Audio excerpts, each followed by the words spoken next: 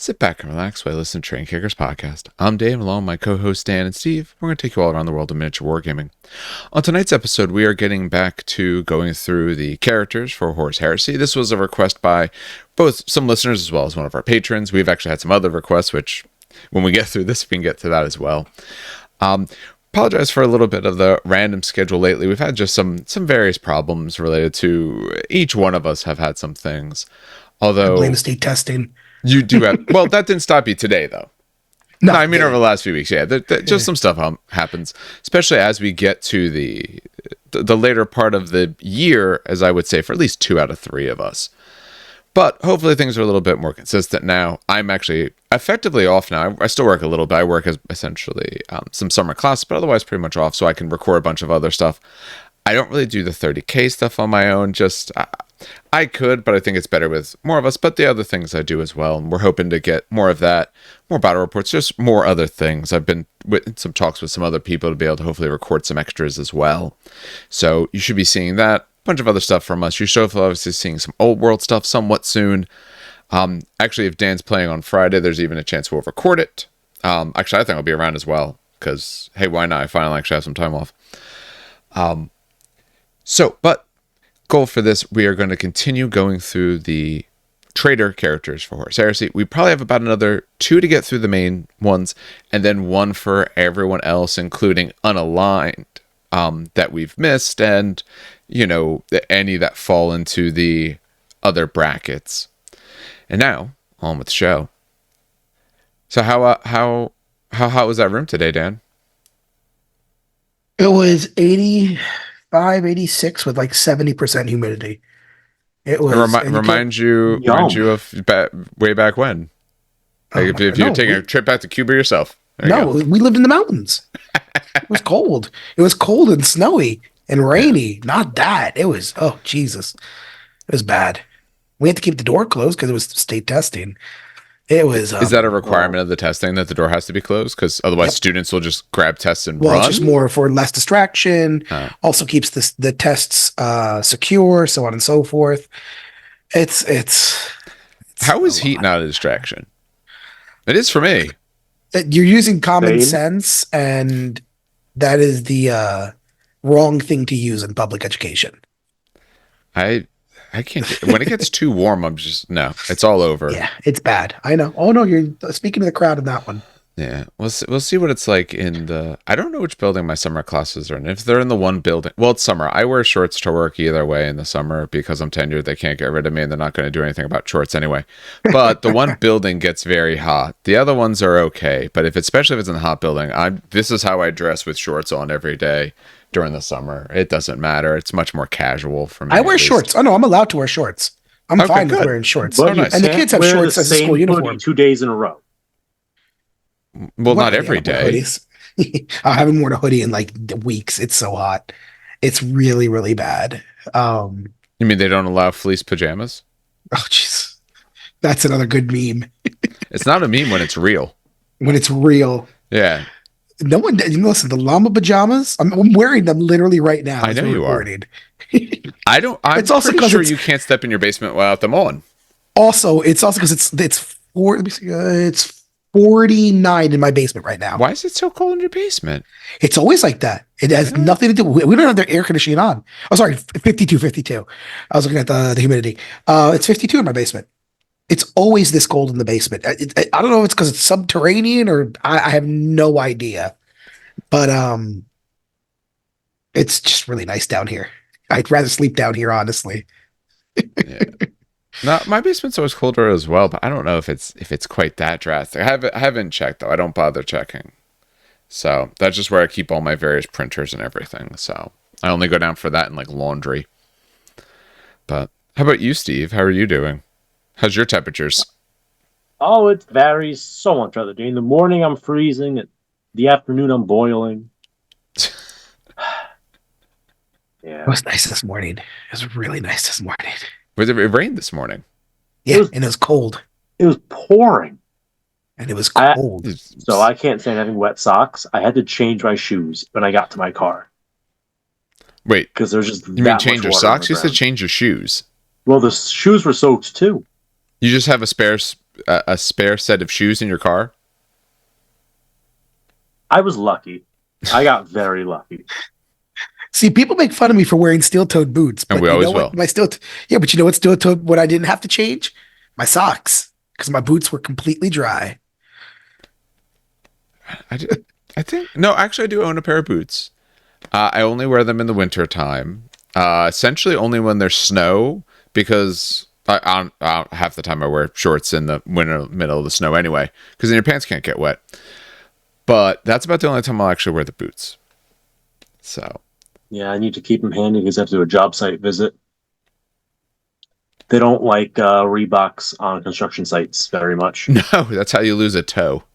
Yup. All right. Well, for anyone who doesn't happen to live in Jersey, we skipped over spring. We went right to the middle of summer, and we went right to. According to my thing right now, it still says it's like high 70s. So that's awful in every way Yeah, imaginable. cool. It cooled down a lot. So though. it dropped like 10 degrees then. Nice. Well, Nice. like 5, 6. Actually, I got to get out there and do a bunch of gardening. I got to put the That's what I plants was in the doing ground. earlier. I was cleaning up the junk out of the pond. Guess I'll do that tomorrow. I have to do it tomorrow, so I guess I'll do that tomorrow. Now that I'm off, I have to actually do like responsible adult shit.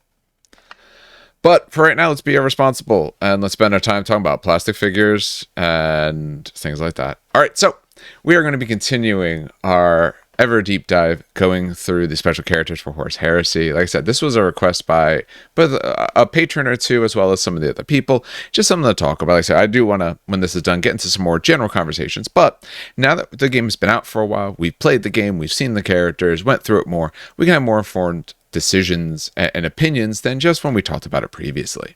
So for anyone who's the first one for watching this, you got so many other parts you can catch up on.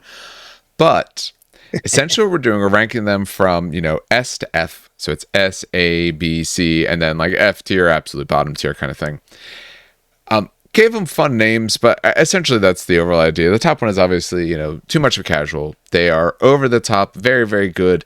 They, if you were trying to play competitive, they're going in your list every single time, no matter what you want to bring kind of feel. Second one is the A tier. Kind of let your opponent know. The idea is these are very good characters. They do help define what they do as an army. They do add a lot of strength to it, but it's not the game break that some of the other ones would be. These are the sort of characters that when events say like, we don't do special characters, these sort of lean to maybe the Y instead of absolutely Y. Second one is why not for an event? These are absolutely fine characters. They are fun, reasonably fluffy, decent rules, help out your army. They don't really hinder you, but they also don't make or break you in that sort of way. C is love the fluff. They're a cool character. They're a cool idea. You'll have fun with them in your army, but nothing to write home about. They are probably holding you back a little bit for bringing them, but not the end of the world if you have it, and you'll still have some fun. Bottom, so far we only have one character down there, and the Emperor needs the Emperor's mercy. These ones they're just bad.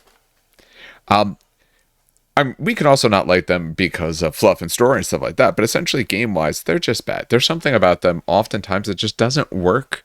What they should do doesn't happen, doesn't work. There's a problem, and they need a fixing. We currently have about 12 or 13 left in this. I don't know how far exactly we'll get tonight. We don't do some of the marathon sessions that we used to, but hey, that's fine. What we're hoping to do in the future is be able to do 2 separate types of recordings at the same night. So you'll see like something of this of like an hour plus or something like that. And then a different recording is coming out shortly thereafter, or maybe even same day, depending on my editing schedule. But we left off at Sons of Horus. The only one we actually went through was Loken. So we're at least going to go through Sons of Horus and then probably get into Word Bearers and see from there. We know even if we tried to usher through everyone out of this book, we know there's at least another one of characters that aren't in these main books. So we do know there's a bit more. So when we talk about these Sons of Horus, does anyone have preferences for who is left? Don't everyone say anything at once. I had the one guy I liked, so Okay. you guys can fight between the other ones. I'm relatively ambivalent. Right. Viren sounds pretty cool. I haven't heard of him. Is he in the new book? I've never heard of this dude. Take a look. I don't know how far I can go before I get copyright striked. No, he's Reading No, you're if you in- sing it yourself, it's usually fine. It's Yeah. if you get the correct audio. So yeah, Okay. if you're singing it, it's okay. Yeah. Also, I'd like to think I think that Geordie LaForge is a nicer man than that. So Fair. Well, he might be, but that doesn't mean that the holding company is. who Yeah, pretty holds much. that though? Is it probably like, was it PBS or something? Who That's did a Reading Rainbow? good question. All Let's right, just well, now I'm go on going down a this complete oubliette. tangent. you know what? Reading What have I done? Rainbow. Let's take a look. It has to be PBS. I mean, I would became the most watched PBS show in 1983. Yep, it's PBS. Okay, I was gonna say. Jerry Okay. Stiller was on that. I forgot about that. Really? That- Wow. That's what it shows on here. That's what the internet says. haven't I watched believe everything Reading on the Rainbow. internet. I haven't So, watched Reading Rainbow since I was a kid. nah, it came out in 1983. Wow, that's real old. So, I know he was also during the pandemic. He put out a thing that said like, "Hey, all the stuff I've done, yeah, it's all free use, fair use. Use it anywhere you like, to essentially help out kids and kind of keep the education That's going." beautiful. Yeah, so LeVar Burton, very classy man. no longer associated with the project, though. No, I think they do like a Kickstarter or something like. They did some sort of crowdfunding type thing. I thought to bring it back, and I just don't know how that went. Mm-hmm. So, Oh man, my childhood. well, so does most people. So it didn't work for you. Was that the problem? He told you like read, and you're like the first sentence. Okay, you got it, LeVar Burton, and you just stopped right there. Pretty much. I've watched you read That's rules. Friggin' apparently. What the hell were we? I completely lost what we were supposed to do now. God damn it. How did you forget? I know. Oh god. We're supposed to reviewing talk some of about the things horror from our special characters. childhood. Yeah, now we're talking about things from childhood. Yeah, What is 30K? yeah. What Oh you my don't God. you don't remember what a conjunction is? Got a song about that. Conjunction, junction. What's your? Oh my Jesus Christ! That's Actually, so side note, I swear we're not prolonging the podcast, but side note, for sure. we were laughing because the teachers were, I don't know how we got on the subject, but some of the not older teachers, but some of the teachers my age were talking about like MySpace, right, and stuff like that. You're just saying that because you don't want to call yourself Oh my older. gosh, they're so old. Wait. And I was like, well, what songs did you put on your MySpace page? Because for those who are young and listen to us, MySpace was the social Precursor. precursor to Facebook. But you could add music to your Facebook? page. Ew, only old people use Facebook. Only old people. Cringe. So you could add music to your page, and we were talking about all these bands like All American Rejects, All Time Low, Dashboard Confessionals. So just the music I listen to now. I've been actually Yeah, on a kick of well, actually more that- of 90s lately. So I'm 90s glad punk. you brought that up because for the entire half an hour drive home with my daughter, I straight up put a playlist of literally Dashboard Confessionals, All Time Low, Boys Like Girls, All American Rejects. It was basically a play, and I was blasting tunes to the point where I was playing Vindicated with my kid like an hour ago. I had to learn Vindicated by Dashboard Confessionals, Yeah. so she could sing along. I've been a lot more like 90s punk is what I've been doing lately. So a lot more like Rancid, Lagwagon, Dead Kennedys and stuff like that. But Oh my god. I don't know why, but for some reason I'm like, I guess this is what I'm gonna do now for a while. I don't know what so. happened. It's just the talk about MySpace got me back into like my emo days. I was just like, okay. Another thing for anyone who's young Was and it a didn't know phase this. then? Huh? So was it a phase, Dan? I refuse to answer that based on it can incriminate me. That's called pleading the fifth. But this the other thing for anyone who didn't know sort of MySpace stuff at the time you could do is you could list your top 10 friends. So if you were, say, in high school and things like where you were put on a list mattered to you or in your friend group or any group like that, then yeah, you'd have all kinds of arguments I remember about this.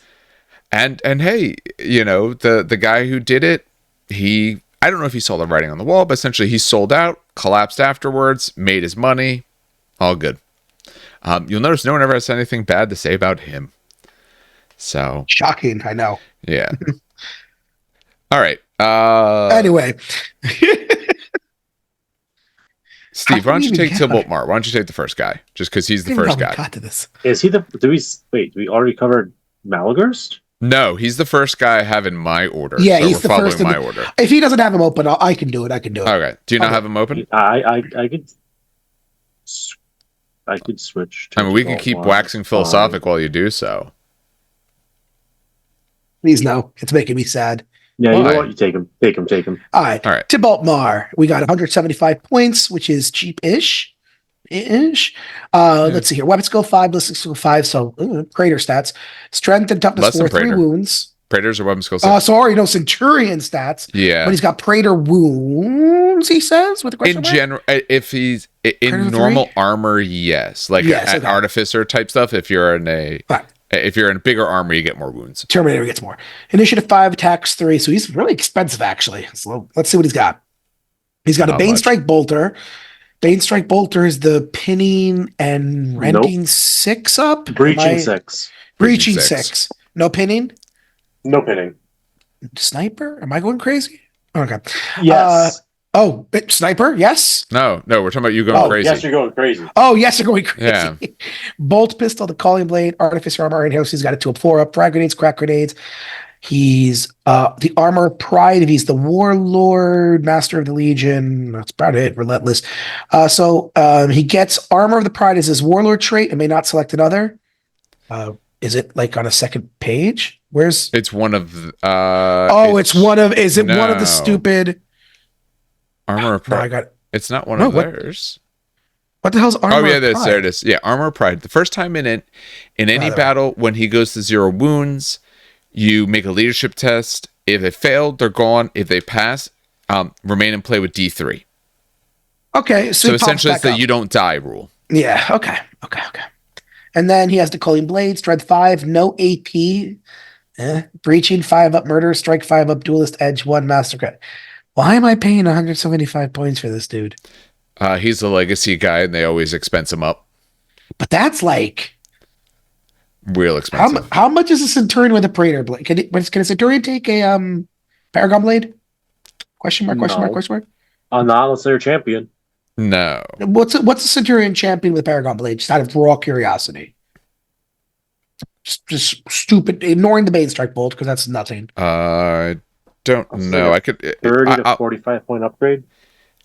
I mean, I can look it up, but I'm not entirely sure. No, Centurion start like 60. Yeah, then what the? Why is he 175? Because you want him as a what? I'm sorry, as a Centurion champion. Champion with a Paragon blade. Okay, Centurion champion. And if you're doing Battle Scribe, add a Bane Strike Bolter. Screw it. I'm sure you could probably do that. Well, yeah, but I'd have to go into that faction. The Bolter is not much of a difference in price. It's probably like 1 or 2 points. Let's say 5 points. I'll say 5. It's probably not. I'm not seeing the option right away, but just to say, it would probably be like 100, maybe 130. So what the hell is this? I'm having issues finding the weapon, but that might just be... Okay. Even if he's 130, why is he 40 points more? I am very much confused. Essentially, I'm looking at like Thunderhammer stuff. If they can take it or they get it? Because I'm just not seeing that as an option, but I could be missing it, honestly. There's a really good chance I'm just missing it. Even if let's say he's 140, why is this dude 35 points more? Because the Warlord trait only gets unlocked if he's the Warlord. So if your Centurion's a Warlord, you just save 30 points. Like I'm just, is it just me? Like, am I missing something here? He also misses to quite an extent, kind of even as slow. Like he talks about, he was like one of the ones set to hunt down the survivor of Istavan 5. Okay, give him some cool rules about that. Even though we talk about how it's not always a good way to do a rule, give him a rule that says if you're going against a loyalist, you get some really cool stuff. Like he's just like, I don't. Paragon Blade for no additional cost for the Legion champ. So 95 points. Okay, and a Paragon Blade's even better because no it's Killing Blow. So Killing Blow, jeez, old world. It's Murderous Strike 6 up, or 5 up, I think. I don't even know. Point is, this guy sucks. Up.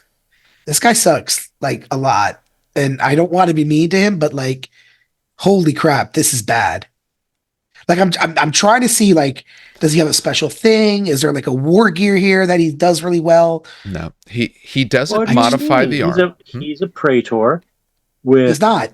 But his weapon skill is with worse. worse stats. Yeah. Yeah. So that's a Consolaris. A Praetor with worse stats is called a Consolaris. Yeah. But Master of no. Like, F. because even Sorry, that Master I'm not of even gonna Legion, but justify he's it too anymore. expensive to be Master of the Yeah. Legion. I'd rather just take a normal. If my No, goal he's is to not get good. a Master of Legion, Yeah. take a normal Praetor with no upgrades, and you get him for cheaper. I hate to be an ass, but I'm just going to put him in F tier. I'm sorry. I'm trying to be optimistic here, but he's just straight up F for me. No, I agree, because the problem is Yeah. he doesn't help the army. He doesn't have a cool army rule. His warlord trait isn't a cool army rule. There's nothing he really has that a Consolaris, but like I said, we talk about champion, or a Praetor could do for cheaper. Honestly, Banestrike Bolters, that's something that they can just do, so that's not such a cool, crazy thing that does it. His blade isn't so great and wonderful. Like the 5-up on that, yeah, it's better than, if you happen to roll 5s. It's better than a Paragon Blade, but if you roll anything But a Paragon else, Blade's it's AP2. not. That's what I'm saying. Yeah. If you roll the 5, it's suddenly better because then it's Murderous Strike on that, where Paragon Blade's only Murderous Strike on a 6. But every other roll, Paragon Blade is better. Because Paragon Blade is also is that +1 strength? Yes, it is. Yep. Which is essentially the same as being strength 5. So only if you roll a 5 is this weapon better, and it's not like that much better. It's not that many points better. Master crafted, but that might be an option you have. Okay, and it's Duelist Edge, so it's a little bit tweaked and better, but I don't think it's that crazy. It's not 35 points yet, or even more, because you said the Paragon Blade is free. If you take on the champion, it's free. Yeah, no, I'm sorry, no, just no. No, Straight into F tier. Let's go to Malagurst. This is depressing me. Yeah, no, that's fair. Like, see, he doesn't inspire a person at all. Doesn't inspire. Oh my god, what's that stupid? He doesn't bring happiness. No. What? Yes. Well, that's the thing. Yeah, if they don't bring happiness, you get rid of it. Yeah, is that? If you don't bring happiness, you get rid of him. I know Malagurst changed with an FAQ though, thankfully. But anyways, this guy who changed. No, I'm thinking of someone else. I'm thinking of the word bearer guy. Never mind. Got it. Ignore me. Steve, do you want to take Malagurst? Sure, since I was ready to do it before, I'll do it now. Oh, okay. Malagurst the Twisted. 140 points gets you the Centurion. Yep. Buddy is line built in, which is nice. Basically, He's cheaper than Tybalt. yeah, already winning. He's got a Banestrike Bolter, Bolt Pistol, Power Sword, generic, Crack Refractor, a Legion Standard, and Artificer Armor. So he's only got a 5-up invul, which is, but he doesn't will die 5-up. Adamantium will 4-up. Relentless, okay. He's Master of the Legion, independent character, locked into being a traitor, has his own special warlord trait, and he has his own special rule called Broken in Body. Weakling. For those who don't know, Malagurst, when he was converted to a Marine? Changed into a Marine? I don't even know how you would. Anyway, he was old. He was already like not the perfect condition, but he kept serving the War Master and stuff like that. I forgot how old he was when they turned him into a Marine, but definitely past what they normally do, which is like teenage years.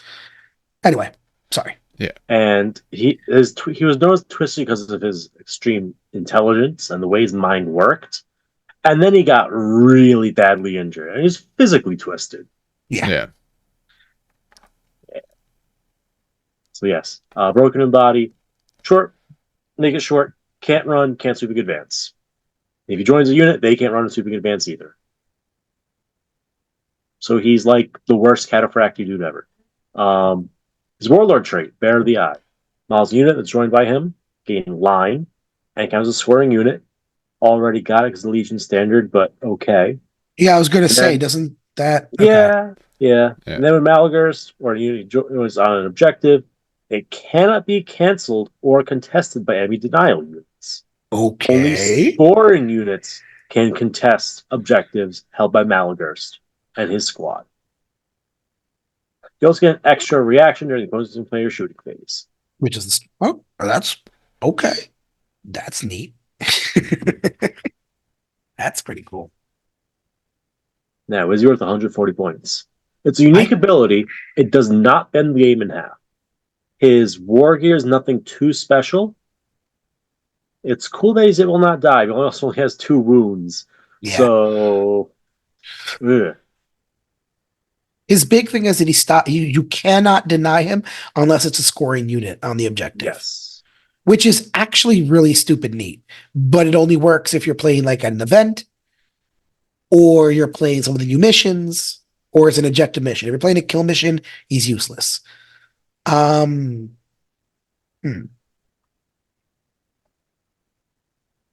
want to say C tier. Yeah, I was gonna say cool. He's playable, but I'm not like maybe B. No, cool, I was gonna say no to B. No to B. Interesting. Only because again, his warlord trait is very specifically if you're playing an objective mission, which it can happen, right? But I don't like those type of warlord traits when it's like sometimes it works, sometimes it doesn't. In the beginning of the game, it's like those traits like, oh, if you're playing against this specific guy, you get this, and I'm like, ugh. I agree with your assessment. Your original. I would say C. Yeah, he's an expensive Centurion stat line. He gives you Master of the Legion, which has its own buffs and bonuses, of course. But otherwise, he's a Centurion stat line. He makes your guys work like Cataphracti to an extent because you're not running, you're not sweeping, advancing. And his Warlord trait is cool if you put him in the right unit. So I do think he can do some good, but yeah, you do need to be the right type of mission. And he himself is nothing to write home about. Like, the last thing you want to do is have to like take a challenge with this guy. Or anything like that. I'm not saying you'd be forced to, but like you want to actively avoid it. Who do you put him with? Honestly, the what the hell are they called? Justarians. Justarians. Yeah, because remember they're Cataphracti, so they don't take any minuses really. Yeah, exactly. And if I remember correctly, the big thing with Horus is that you're -1 strength in the first turn of combat, if I believe correctly. Yes. So yeah, you put him with Justarian, stick him on an objective. I dare you to charge me. Like, okay. Your power fist can't insta-death me anymore. And I hold this objective unless you're scoring. So the Terminators that would normally charge into them and try to kill them and deny the objective are now no longer denying the objective. That's, you put him with Justarian, 100%. Yeah. No, I agree. I think that's about the only spot, because you want him with something where his downside isn't a downside. Yeah. And anyone else, like, you know, your Reavers or something like that, like all those other types of units, like, no, they want to be able to run someone down, because they probably, against a decent unit, they're not winning by killing them all out. They're winning because they do enough, they make you fail and chase you down. You're not allowed to chase them down. So I've seen him used with heavy support squads and support squads with Volkite calibers for your backfield scoring. You know, that's push great as well. Everything else forwards. He's your backfield fire base, and they can't deep strike a random thing or rush an empty Rhino forwards to contest. That's put an actual scoring unit into contest. That's excellent. I like that as well. I didn't even think of it that way. And he's weak enough that you don't care. You know, you're not going to be threatened by him going up there with the Justarian. Yeah. I like that. Actually, I like that a lot. Yeah. It is a good plan.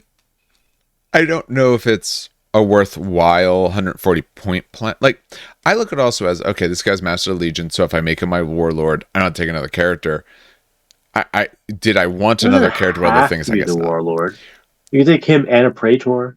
But if he's not your Warlord, then he's not scoring for you. Well, okay. Well, he has scoring, a banner. Super scoring. So, yes, I would say. Oh yeah, but you want the super scoring. Yeah, you really do, because otherwise, I'll get a Legion. I'll probably take a Legion standard. There's usually other ways to take it a lot of times, in like a command squad sort of thing. I'd rather do that otherwise.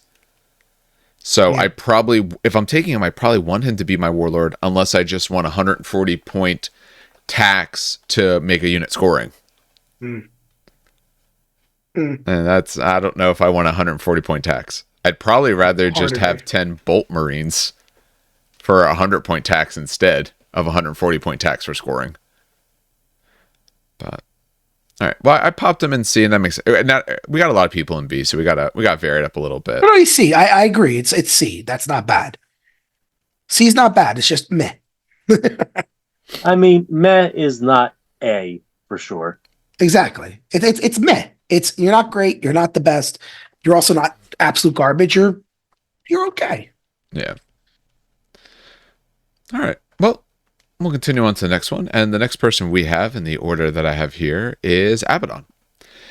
So now we're getting to some chunky boys because he's sitting at 250. He of course has Praetor plus stat line. The big thing is he's weapon skill 7. Otherwise, he's 4 strength, toughness, wounds, initiative 5 attacks. So he actually does get some extra attacks as well. He's a little bit more in terms of attacks. He has a Bane Strike Combi Bolter. In this case, he has a Paragon Blade, naturally. He also has a Power Claw.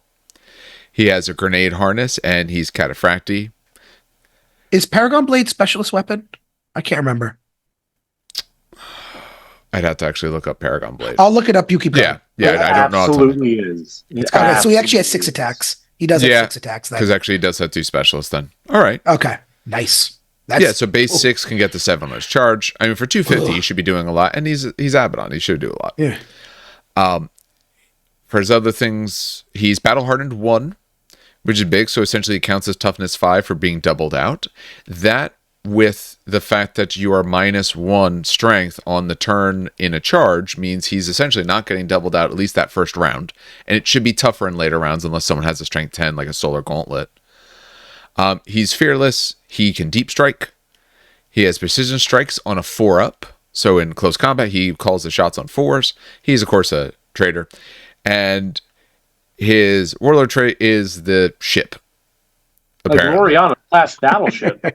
Pretty much. He just calls down the ship. Yeah, well, so his Warlord trait is the Vengeful Spirit. That'd be better. We all saw when this game was coming out the trailer they did where there's like a Warlord Titan taking shots, and he's like, "Yo," and he just points and. That's pretty much that's what it should be. But that's not what this does. Dawn of War moment. The way Horus just raises the hammer, the mace. No. Yep. So it's just like when the captain raises his hammer, he's like, smite them. As a stan of the Warlord Gatling cannon that I take in every Titanic game, because the Gatling arm is my favorite arm in all existence, seeing it actually for like 3 seconds in that video, actually how it works was phenomenal. That's the only thing I liked about that. I love the trailer, but that one scene where the Gatling is just going off and how it fires, and I'm just like, oh my God, that is ridiculous. Anyway, I'm sorry. That's all right. So his Warlord trait, the Vengeful Spirit, him and his unit get Feel No Pain 4-up during the movement and shooting phase when they are come out as a deep strike. In addition, an army with him gets an extra reaction in the opposing player's movement phase as long as he's not been removed as a casualty. I'm less thrilled about the movement phase reaction part, personally. That's just me. Intercept. That's why it's movement.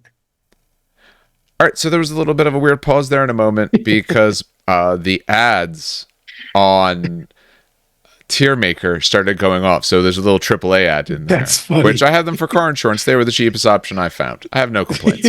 If they want, they can sponsor us. They're more than welcome to. They can sponsor my insurance. I don't care. No. That's hilarious. I'll switch. They give me free insurance. We good. Hell yeah. Cheaper. The insurance in Jersey has gone up so much. Although it's going to go up again. Thankfully, I'm a teacher, so we get through it. We get a lot of our stuff through that, but it's just like, sure, yeah, the teachers-based insurance that can help as well. We were talking about movement phase. You're saying for his movement reaction, it's good because intercept. Like, yes, but I need to be using intercept to make it matter. And don't get me wrong, it also helps. But that's how slow Cataphracti are.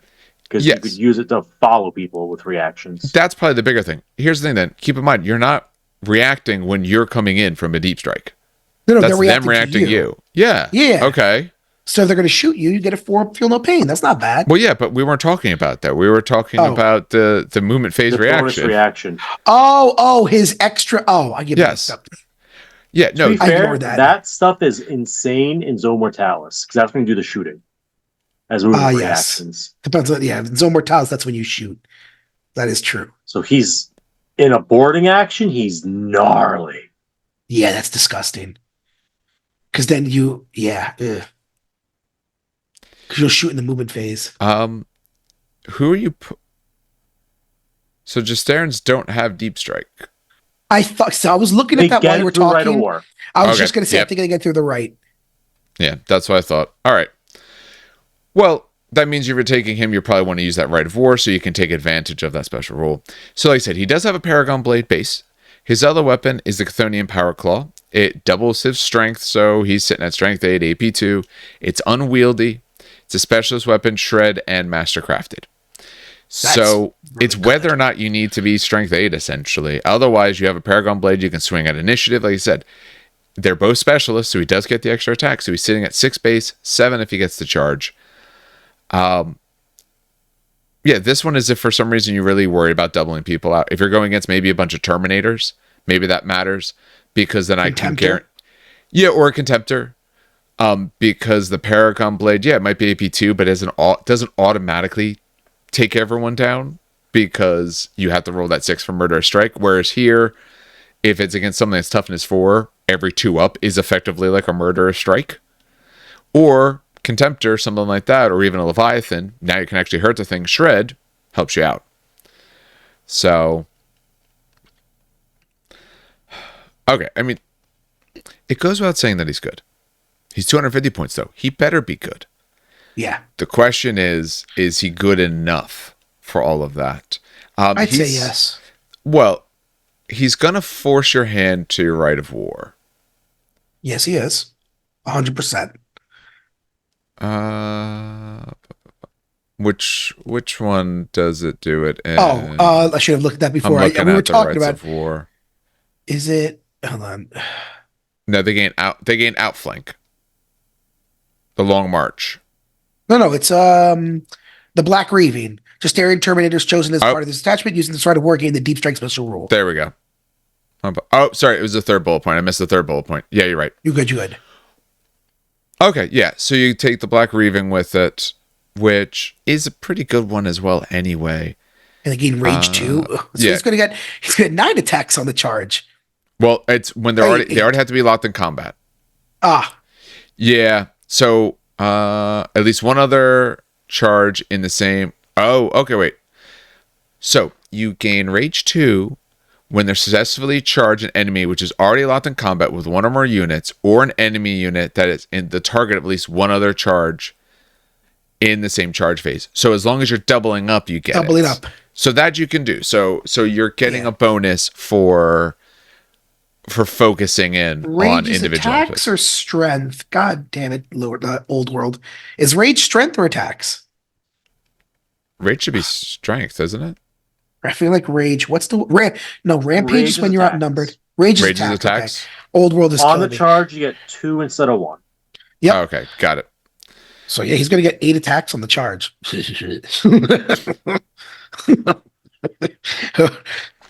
He's angry. Yeah. He's not the absolute top, so I would never put him there. I think he's too expensive. No. And for what you're going to have to bring with him, the price is going to go so high up. Like, don't get me wrong, that unit will do good, but that unit's at least 500 points. I'd say A. I'd give him A. Probably because the way they do Deep Strike now, the fact that you have a lot more availability of how you show up, that definitely helps it out quite a bit. Grenade Harness will help. That we don't have to. Well, that matters a little bit. But and that form feel no pain. If someone tries to intercept your Justarians coming down, now they're a form feel no pain. Yeah, it means you're not going to target them with anything small. You're going to have to go with the things that would deny feel no pain. Yep. Essentially, which your opponent very well may have, but it lowers what you're concerned with because you're a 2 up, theoretically 4 up, or at least a 4 up if you're on your invul save instead. If you're not getting doubled out, so it does give you some options. Steve, where would you put him? So my choice is basically Abaddon or a Land Raider. Right? Yeah, that's how the points shake up. But like a land raider like Proteus though, not Yeah. Spartan. Yeah. They're not land. I don't care what the box says. It's not a land raider. It's too long.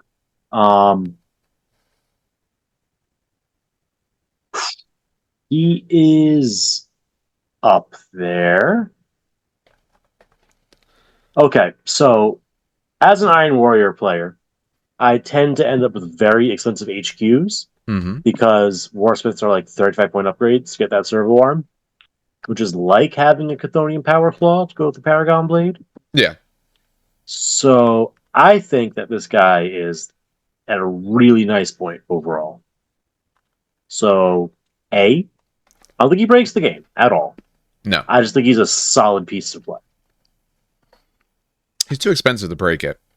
His rules are good, but like I said, his unit's going to be 500 points minimum. And, yeah, I know they get the deep strike, but they're not on the board to start with.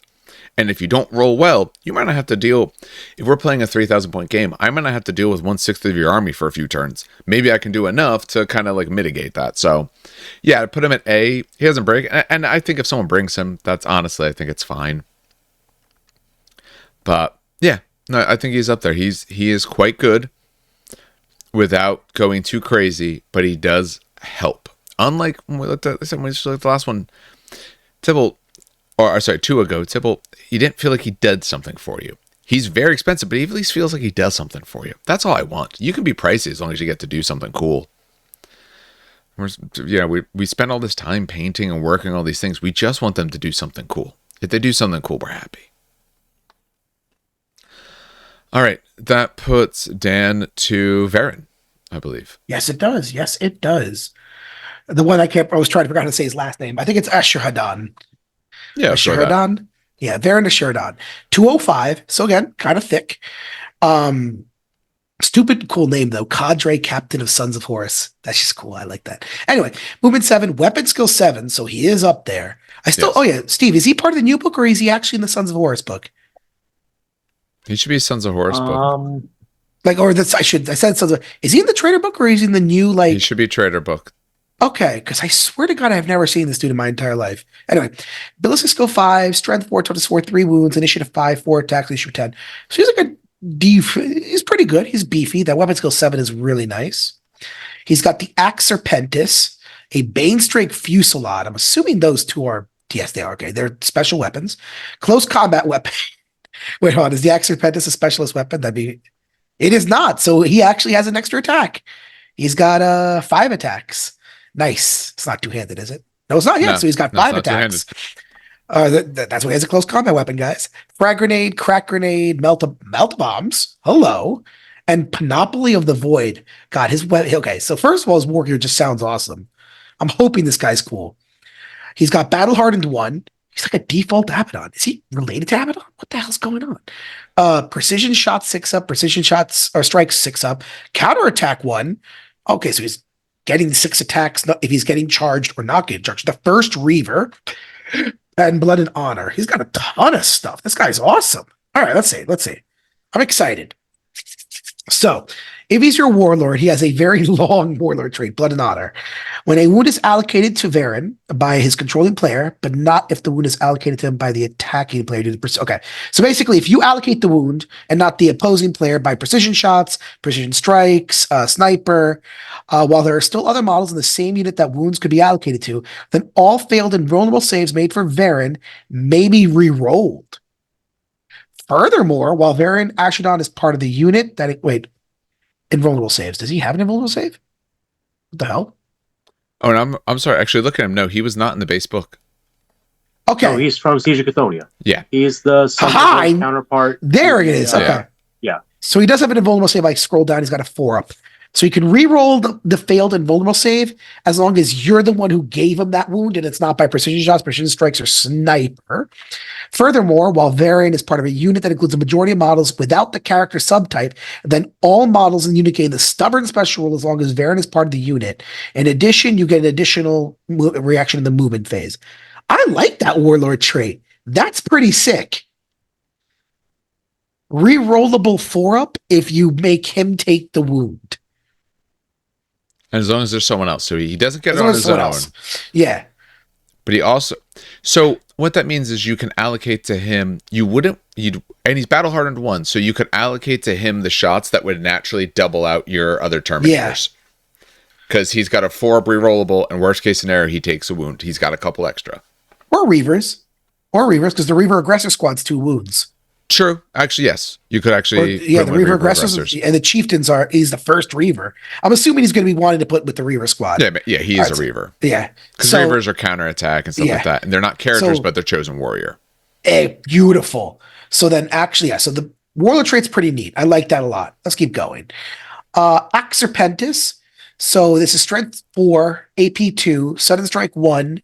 So it becomes initiative, what? He was 6 5 on the charge? Yeah, he was 5 before. So that's just 6. Murder Strike 6 up.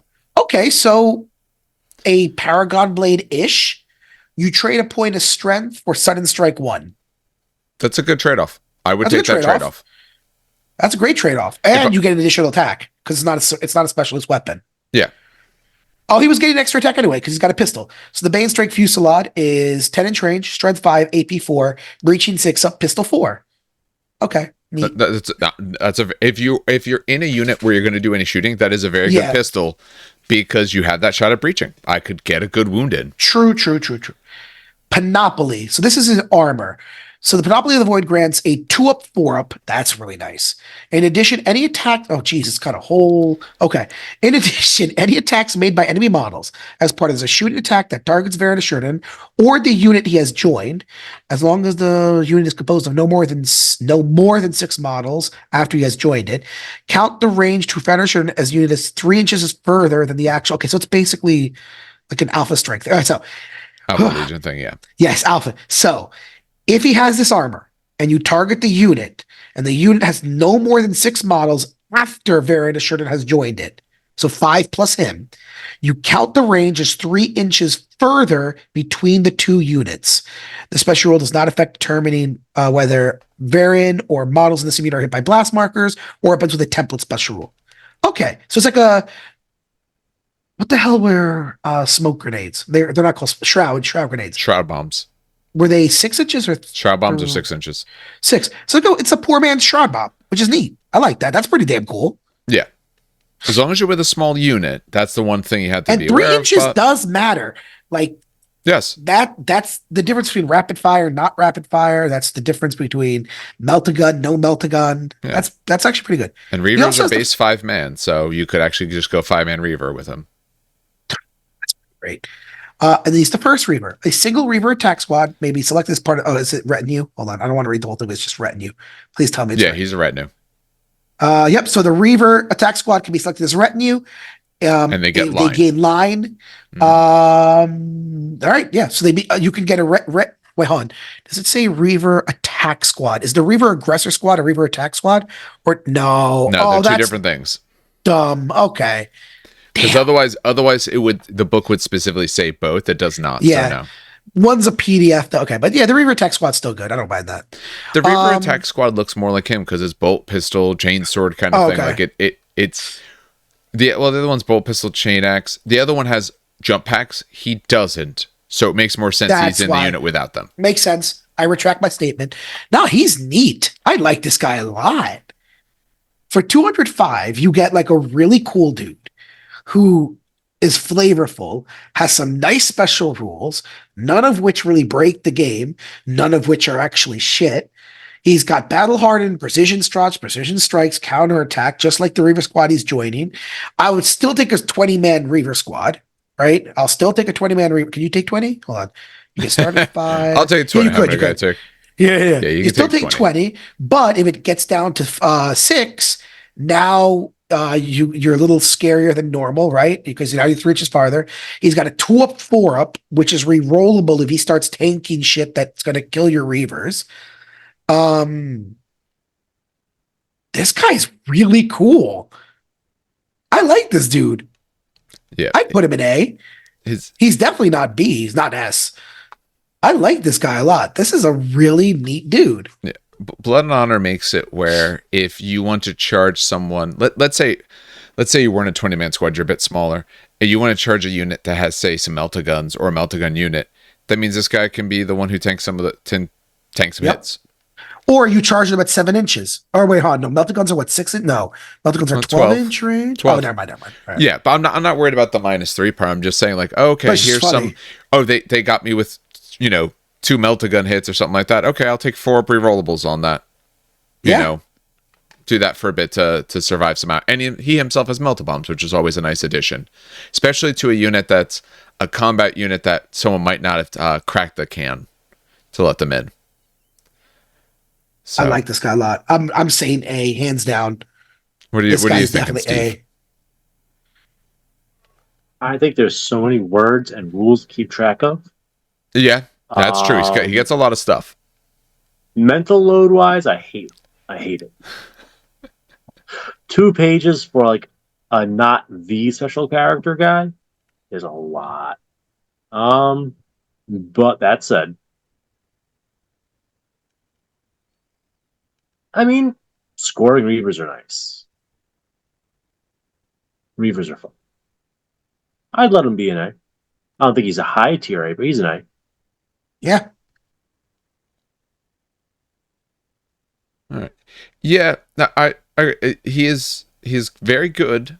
Oh, yeah, he's one of the new ones. I see him here. He's very good, but at the same point, he's not breaking it for you, but he is causing game design or list design. If you're taking him, you should have a bunch of Reavers. You want to run him as your Warlord in your Reaver unit. So, you want to be doing the things that seem to fit. But, yeah, I missed that first. Yeah, he's one of the newer characters, which is nice. That means we didn't talk about him before.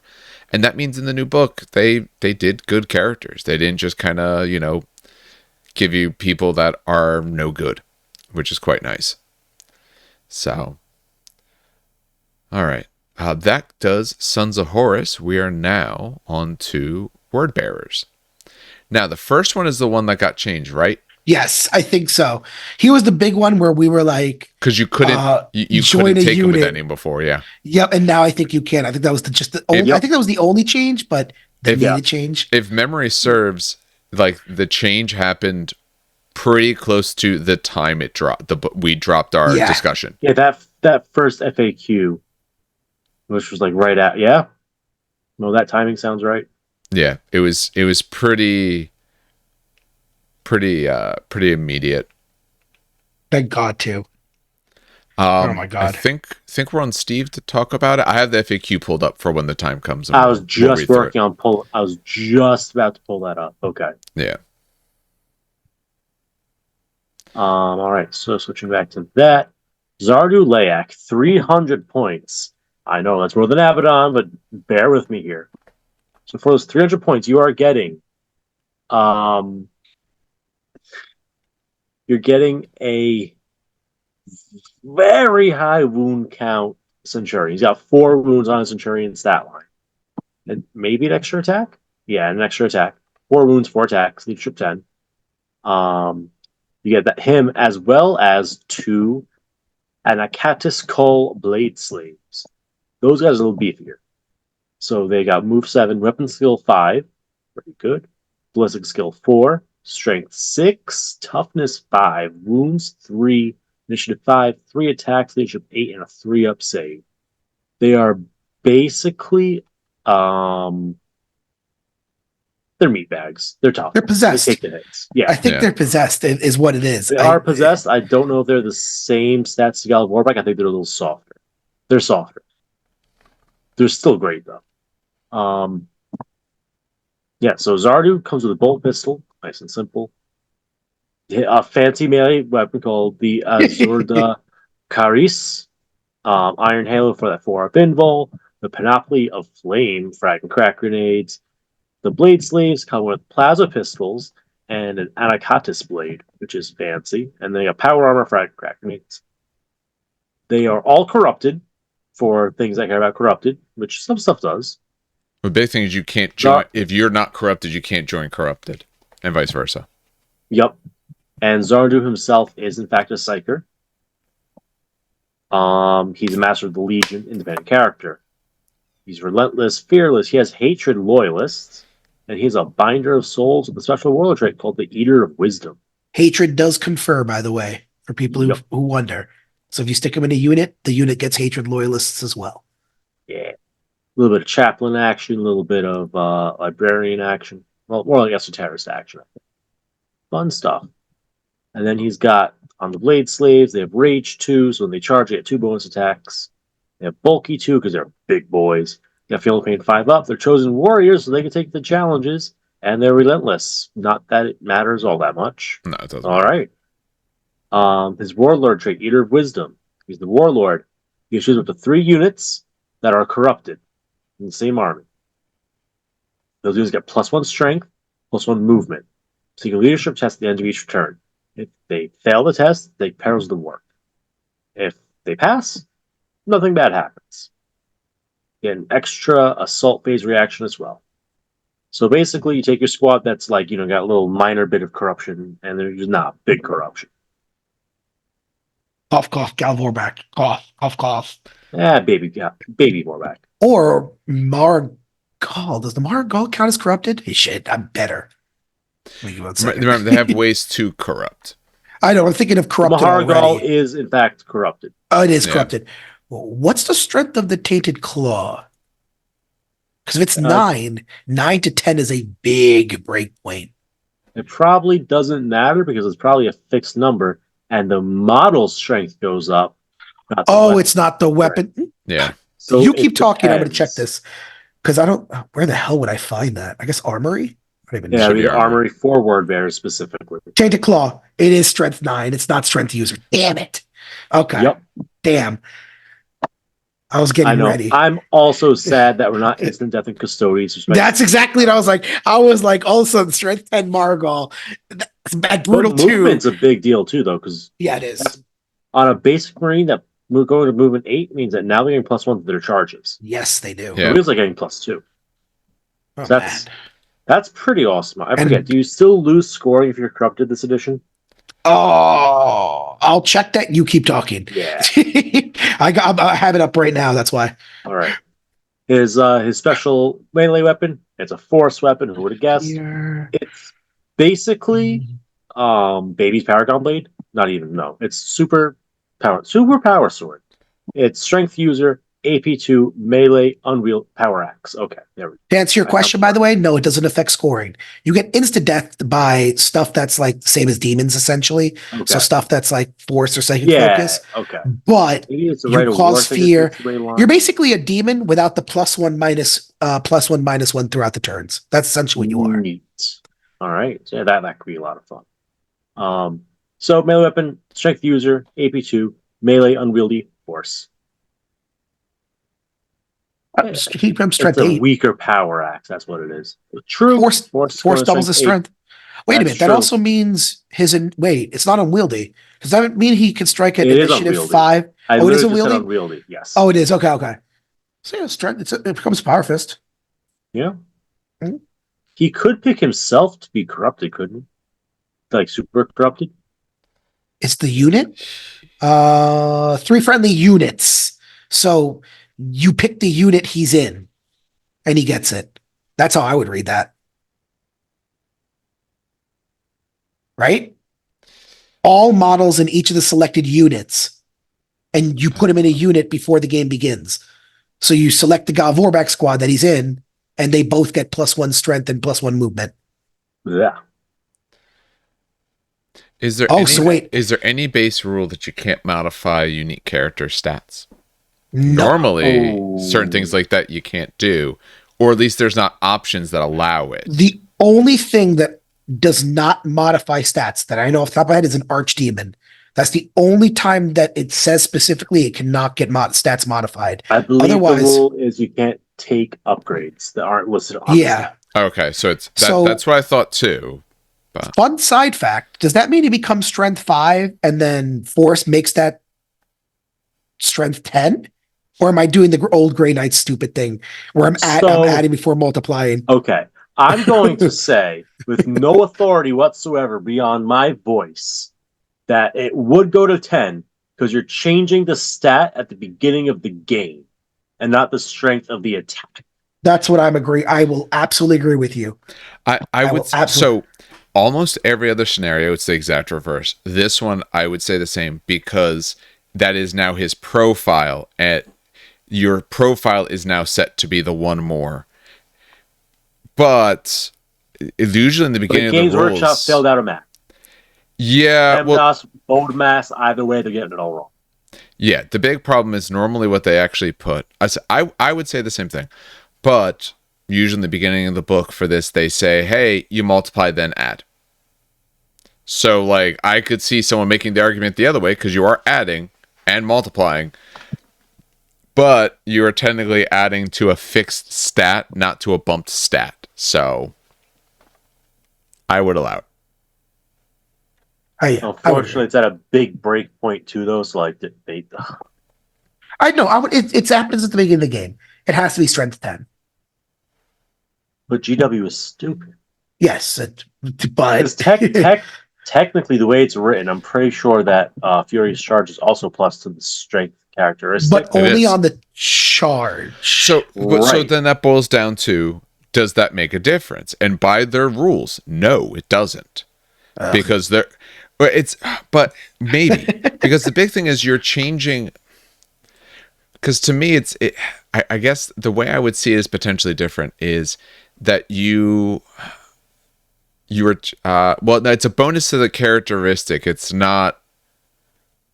No, it probably doesn't because I'm making a bonus to the characteristic. I haven't changed your characteristic. I would say that is a little bit of the difference of wording. You're getting a +1 to your stat. Your stat is not set to 5. I'm calling you a 5 for now, but that's essentially running around at a +1 at all times. So reading it more, I'd probably say no. The person getting smacked stacks it and says double then add. Cool. Yeah. Okay. Because that's the general rule the game has always had. You double then add. Yeah. Yeah. I hate it so much. I'm fine with it in most of the scenarios, but this one does +1 strength to attacks or attacks with +1 strength modifier. That's different than the characteristics one better. But anyway, we're way off topic. I'm going to write a strongly worded letter one of these days. I'm going to say strength 10 and move on. Play strength 9. Do a strength 9 because that's 10. The rules of the game. But you're playing against Custodes, go strength 10. Go strength 10. All right. Anacostus Blade. This is the one that the Blade Slaves have. Strength user, AP 3, melee, murderous strike 5 up, brutal 2. Ooh. Phenomenal. Love Phenomenal. it. Really good. But it's not AP 2. There's no way to get to AP 2. No. These guys are brutes. I just realized. Now that the demon rules came out, this is a brute. Yep. Did he enslave brutes? He's a word bearer. Yeah, that's very fitting. I just realized that this dude literally has brutes. Okay. And the weapons count as power and force for things that care. I think force does have plenty of things that care, not so much power. Yeah. Let's see. Panoply of Flames. All word bearers within 12 inches get +1 to their combat resolution and sweeping advances. Okay. Pretty dope. That's actually a great thing put in the middle of your army. And he doesn't even have to be your warlord to hand out the bonus. Nope. Beautiful. He gets a special discipline called Soul Binding, which has 2 options. You have the power called Soul Binding. Well, you also had it there, Lightning, but Soul Binding. When an enemy declares it will react to him, you could choose to have Zardu take Perils of the Warp and cancel a reaction. There's no test. You just say, I take Perils of the Warp and cancel your reaction. If they target his unit. That's so good. That's so great. It's interesting. I'll give you that much. It's interesting. Are go up 3 wounds or 2? They're 3 wounds. So you might not even kill a Galvor back if you put him in there. Yeah. That's great. Like, no, you're not falling back. You're staying right there, and I'm charging you. Yep. All right, and then we got Telepathic Chains. Range 36. Solid. Strength 2. No AP, but it's Assault 4, Pinning, Shell Shock, and Psychic Focus. So you take this for Psychic. Yeah, so you take the Psychic check. You go pew pew. It looks cool, but it's strength 2 and its AP is nothing. So you need 6s to wound Marines, and they need to fail a save. Yeah, it's fine. He It's fine. has the thing. He can zap. I mean, depending on the Across unit the he's board. in. No, they have bolt spitter. So, for the FAQ, just to mention this now, before we get too much further, the question when it first came out was like, oh, he's stuck in this unit, so we kind of like we weren't as hot on him because he kind of felt like he couldn't do anything different. It asks, can he leave the Cold Blade slaves? It says yes. However, says yes. Note, however, that he must start the battle with them and cannot join another unit until he has left them. Note that Zardu can be the leader of a retinue squad, and this may become part of the same unit as him and the Blade Slaves, but will not be able to leave this unit until all models in the retinue squad have been removed as casualties. That's fine. So he can leave So and go to another complicated. unit, and if you take a retinue, the retinue's with them. But he can't join a unit with the blades. You can't No, put him with the blade slaves. not unless it's a retinue. So Blade slaves then back have to go off on their own if okay. you're going to do that. Yeah. But that hurts my Galvor back. So I would have loved to put him in Galvor back so badly. But you could still put him in there, and Yeah. these are 2 guys at toughness 5 and 3 wounds each, rushing wherever they want. Exactly. You know, it's going to be something that takes a lot of the focus off of, or could take focus off of one of the other units, because it is something you have to deal with, because they actually do have some pretty decent weapons. Yes, they do. You know, maybe not challenging a bunch of Terminators, but anything that's not a Terminator doesn't necessarily want to get hit by throw them. the 2 of them into a Marine squad. That's 5 attacks each, hitting on 3s, brutal 2, and they're AP 3. So if the sergeant even tries to take some of them, it's brutal 2. Yeah. So, I mean, Throw him to a Marine squad. That's what I would do. I don't think there's anything wrong with just leaving him with them. I don't think he has to go another unit. I think he's okay if he is just going that way. The problem would be that just the amount of wounds if someone is worried about it. But they do let you take him out, put him with Galver back, or you can put a retinue in there. What? This is the way you got him. Retinues. I'm assuming a retinue's a retinue, right? Yeah, So base rules of Standard retinue. command squad. Give me Yeah, a second. retinue I'm command checking- squads. I'm just thinking if procurators, God damn it, procurators can be that, but no, they cannot. And the Ashen Circle, can Ashen Circle be retinue? Does it say And they can? I'm checking right now, and the answer It doesn't. is No. no. Okay, all right. No, you're not taking anyone special if Yeah, you you're want not them taking in it there. special. All right. I like this guy a lot. He does some pretty cool things. And shutting down reactions, as we said with Karn, is super, super good. And you might not even kill your own Galvor back if you do it. I like this guy a lot. Yeah, he's a lot better now that you at least have the option. You can put him Yes. with, and the other thing is that means, Put them in a command squad, honestly. yeah, Make them corrupted with the right of war, and now you have a strength 5 command squad with additional meat attached to it, with Murder, Strike, and Brutal too. Like, this is no joke.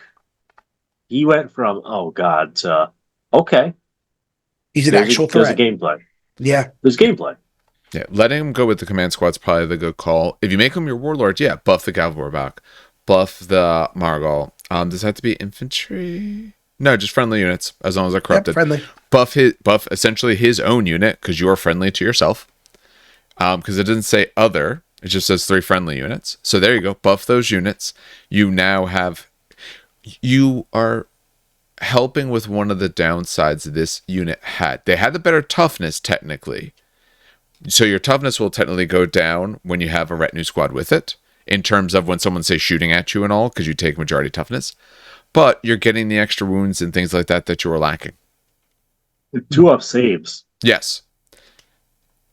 And can base retinue squads take banners? Yes. They The have base to have ones one. can. They have one, yeah. Yeah, okay. I only run it out of special units that become retinues that automatically that either get it or spend upgrade points. I don't have my base command squad isn't built, so that means he's also then scoring. And he's And got you the could punch give to the take couple anyone guys on. boarding shields. So they have a 5-up in bowl. So Mhm. what you do is shovel off the mishaps onto them. Yep. They have a 5-up to deflect it. It's a decent little package. Yeah. Go take down anyone who's sitting on It's an a lot of objective. points, though. It'd be like a quarter of your army. Oh, That absolutely, yeah. You're again looking at this unit will do a lot of good, but it's going to be 500 points. Yeah. Or more. But it could be more. You could get it to more, but they could get into Land Raider. So Like, yeah, I you don't could- even take the Land Raider. Yeah. I just take Get the triple points up Galvor there. back. I just take triple well, yeah, Galvor but you back and spam 71. everything, so that's not surprising. Yeah. Maybe a Margal in there. What you do is put him in a command squad because now it's a scoring unit. Load up with power weapons. Put him in a Land Raider or Spartan. Push it forwards and just take an objective. Hmm. Because whatever you're up against, you'll probably be able to chew through it. You have just a good mix of weapon types. Because Strength 6, AP 3, Murder Strike 5-up, Brutal 2, that's no joke of a profile. You're going to get five attacks on the charge with them. Yeah. No, that Nope, 6 attacks. yeah. Even better. Yeah, because they're rage too. It's honestly it's really good. I think it gives I'm just you. glad you could take a retinue. It gives you a lot of things. Yeah, the retinue helps a lot. I think that's the right call for him. Keep him with his big boys, but put a retinue with him. You get a lot of pieces with this guy. You get a lot of things that you can do. You're just paying a whole lot of points for it, but he is modifying a lot of pieces of your army. Your other pieces are better at winning their combats and sweeping. Because I remember when we went through these guys, we're a little bit underwhelmed overall with word bearers. So this guy buffs them overall. He ties it together so yes, nice. he does. Yes. And again, I cannot understate how much we hated him because he just was alone. The fact that he could join a retinue squad with his two buddies, that's nice. Yeah. Also, I don't think, are they bulky? Let me go back to them. They're not They're bulky Yes. too. Oh, they're They're bulky bulky too. too. Okay. All right. You know, he's really, I would argue, okay, controversial. I would probably put him in S tier, low S tier. So I'm going to say A+, so we're in the same ballpark. Yeah, So I don't think he the reason I would A. say S, and here's the reason why I agree. I don't always view S as like, oh man, this guy just like crushes your dreams. Yeah, breaks the game. Board. Yeah. But I think S can be reserved for people who do so much for the army. And so like, okay, if you bring this guy, anyone in S means, okay, I brought him. Okay, do you know what this guy does? Because I got to sit down and explain this to you. Like, in A tier, like, you could probably see what's about to happen. But in S, I better explain it to you first. You're going to tell me that I was a bad person. And with this guy, I need to explain to you the sorts of things that he can do. And all that he's going to do for the army. Hey, yeah, these other units, they're better because of this. Oh, yeah, he's buffing, like, the whole army in, like, 12-inch bubble. Like, you know, S tier isn't always that it's an auto win. But he's just good. It's he's something, just like, it's something way up there. Yeah. I'd say S. Yeah. No, I agree. I think he's absolutely good there. Now, out of stupid curiosity, just quick side. Yeah. If he wasn't able to join a retinue, where would you have put him? And he still buffs everyone else. So not join a retinue and have to stay on their own, or can he go and join other people? No, still couldn't. He had the old rules. D. I'm just curious. Yeah, D. Okay. Yeah. I just wanted to make sure. He'd be really low. I remember when we first talked about him, we were like, this guy's utter absolute garbage because you literally just look at him and he dies. Yeah. Right? It's a 3-up save, shit stuff. Yeah. So, okay, good. I'm glad that's a really good upgrade. That's a glow up if I've ever seen one. Yeah. And it's such a minor thing too. It's, he could get a retinue now. It's so minor, but it works. It gives you options where before you had no option. And anytime you get options, things are better. All right. It goes to me then for Argotol. So he is sitting at 240 points for this serrated sun. He's move 8, weapon skill 6. He is 5s right across that board up until 4 attacks. Otherwise, he's 5s on everything. So he's a big old toughie.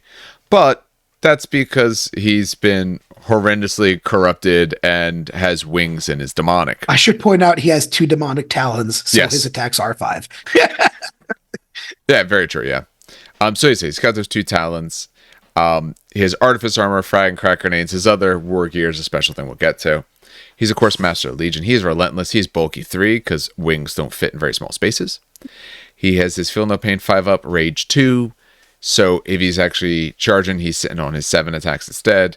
And he, of course, has a special Warlord trait.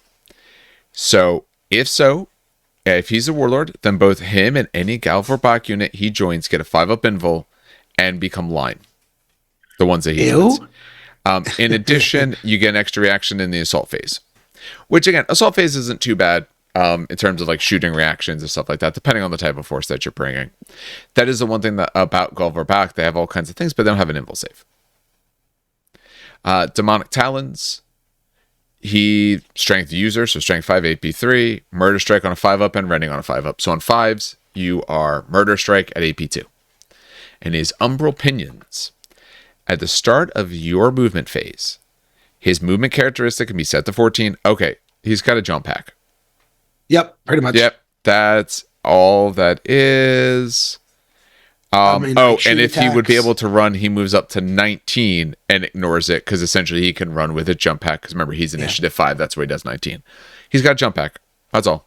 It's a big rule that says jump pack. It's wings technically, but it works like a jump pack. He's 240. He's expensive. Yeah, but making your Galvorbach line and making 1 unit line. 1 unit. Well, okay, it makes the 1 unit line, but you're also paying $275 for 5 Galvorbach. Don't get me wrong; they're very, very good, but you are spending a lot. No, don't go this max thing. Stop for a moment here. If you're making them line, hold on. I know I normally say max, but hold on. Let me cook. If you're making them line and 5-up invul, that's like kind of like, hey, just take the max because now you're maximizing the benefit. No, am I going crazy there? Well, yes, but it's reasonably okay in that. But then if you're doing that with him, you're spending. He's what, 240? Yeah, 240 plus. I don't even want to know. So wait, 55 times 5 is what? 275, right?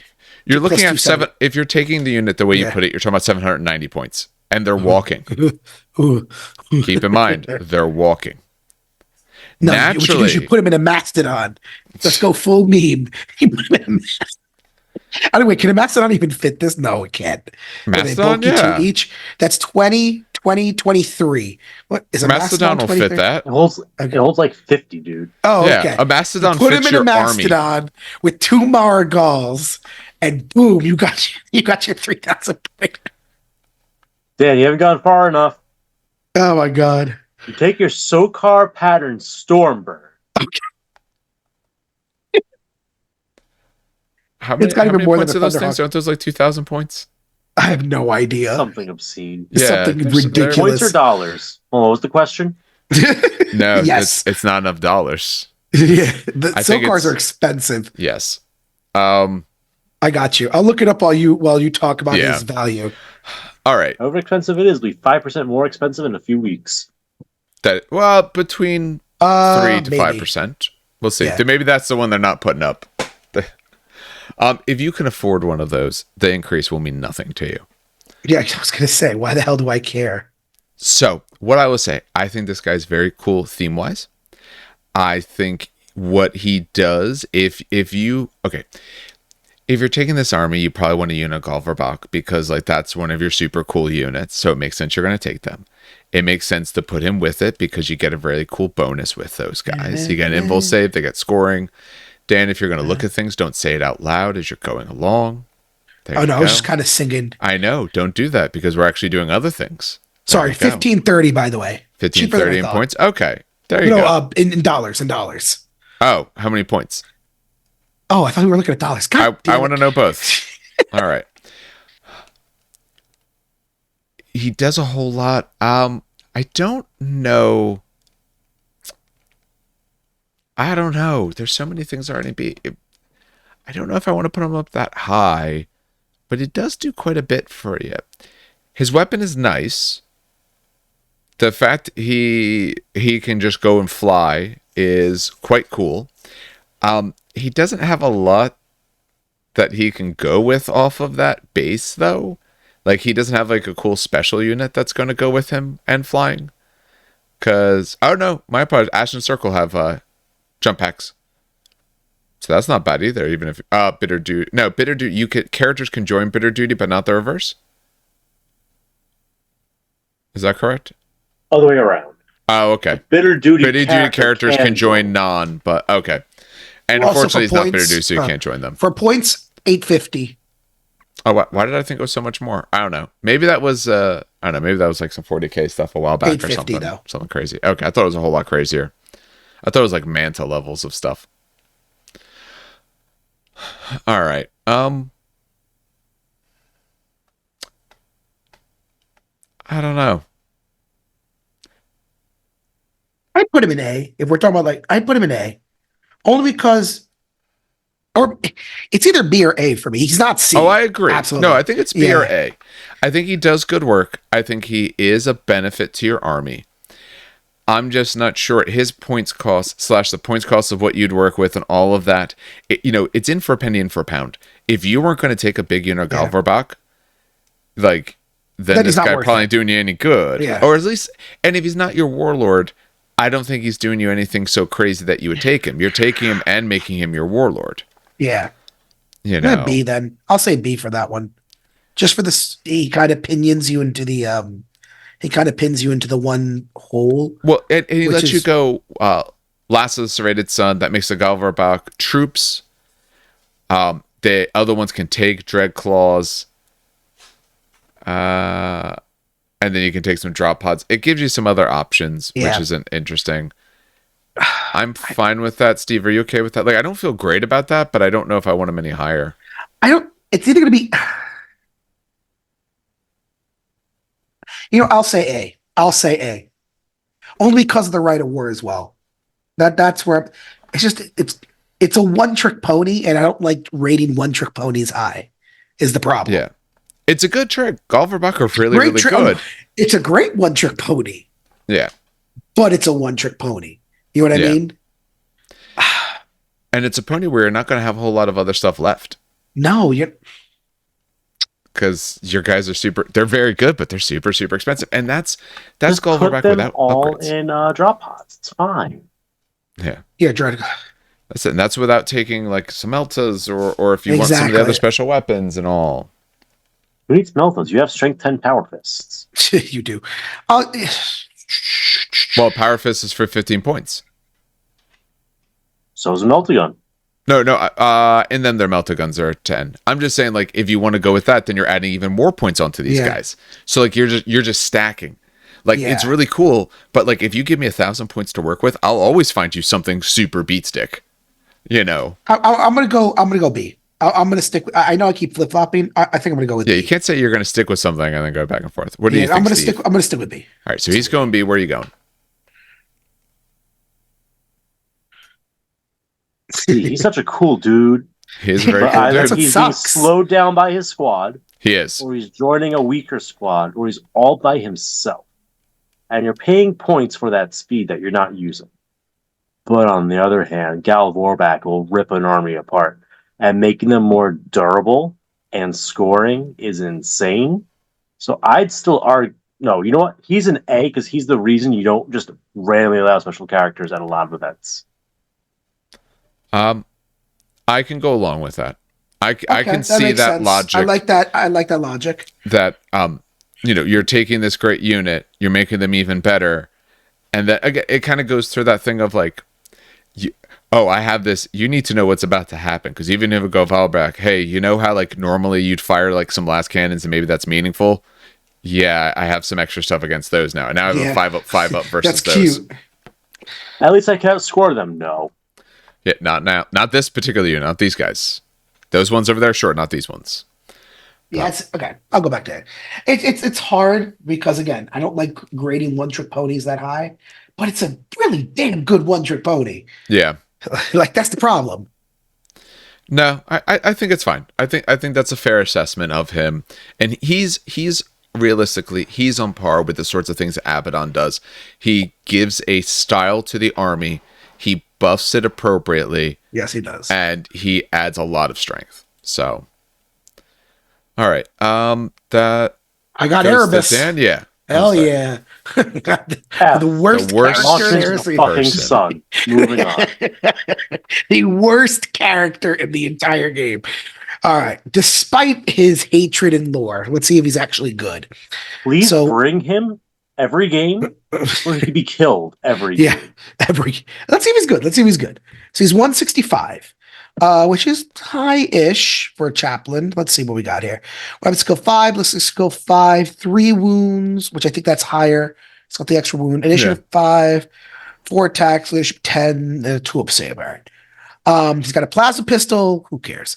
Crux Malefica. I'm assuming that's something, a special war gear. Artificer armor. That's 2-up. So he's got a 2-up, 4-up because he's got an iron halo. Frag and crack. He's a character psyker. Corrupted. Unique.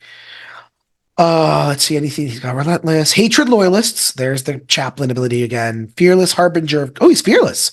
Oh, yeah, you cannot shroud with his squad. Nope. Good. Harbinger of Chaos. I'm going to keep that in mind when I grade this dude. Harbinger of Chaos, traitor, obviously. Shadow behind the throne. All right.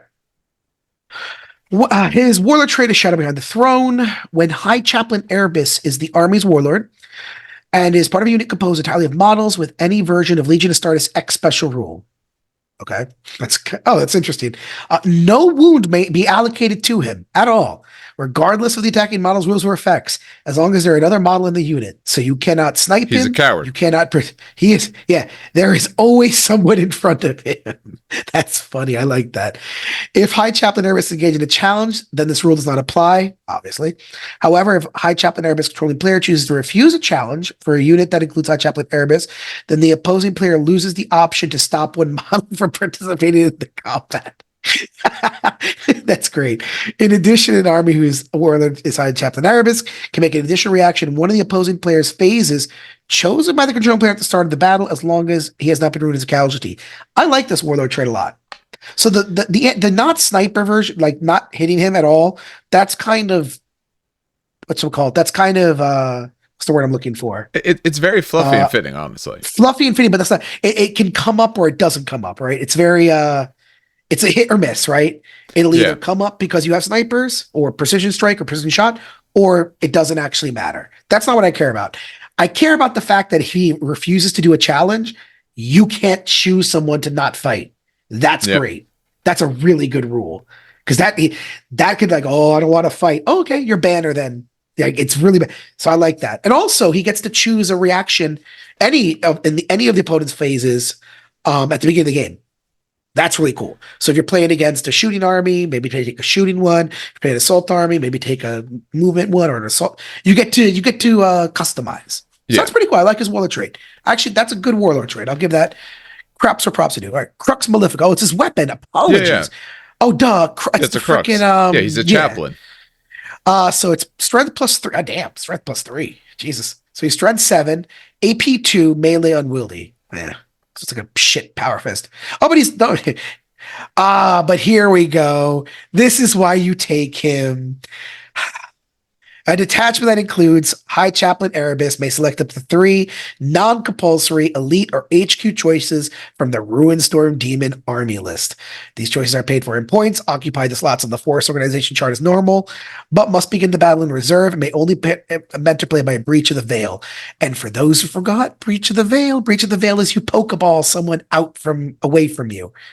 Although I don't think you can do it as a reaction anymore. No. I think I got rid of that. Okay. Yeah. Thank God. Come on. You should have 20 demons. Go play 40K with that nonsense. 40K, you can't do that.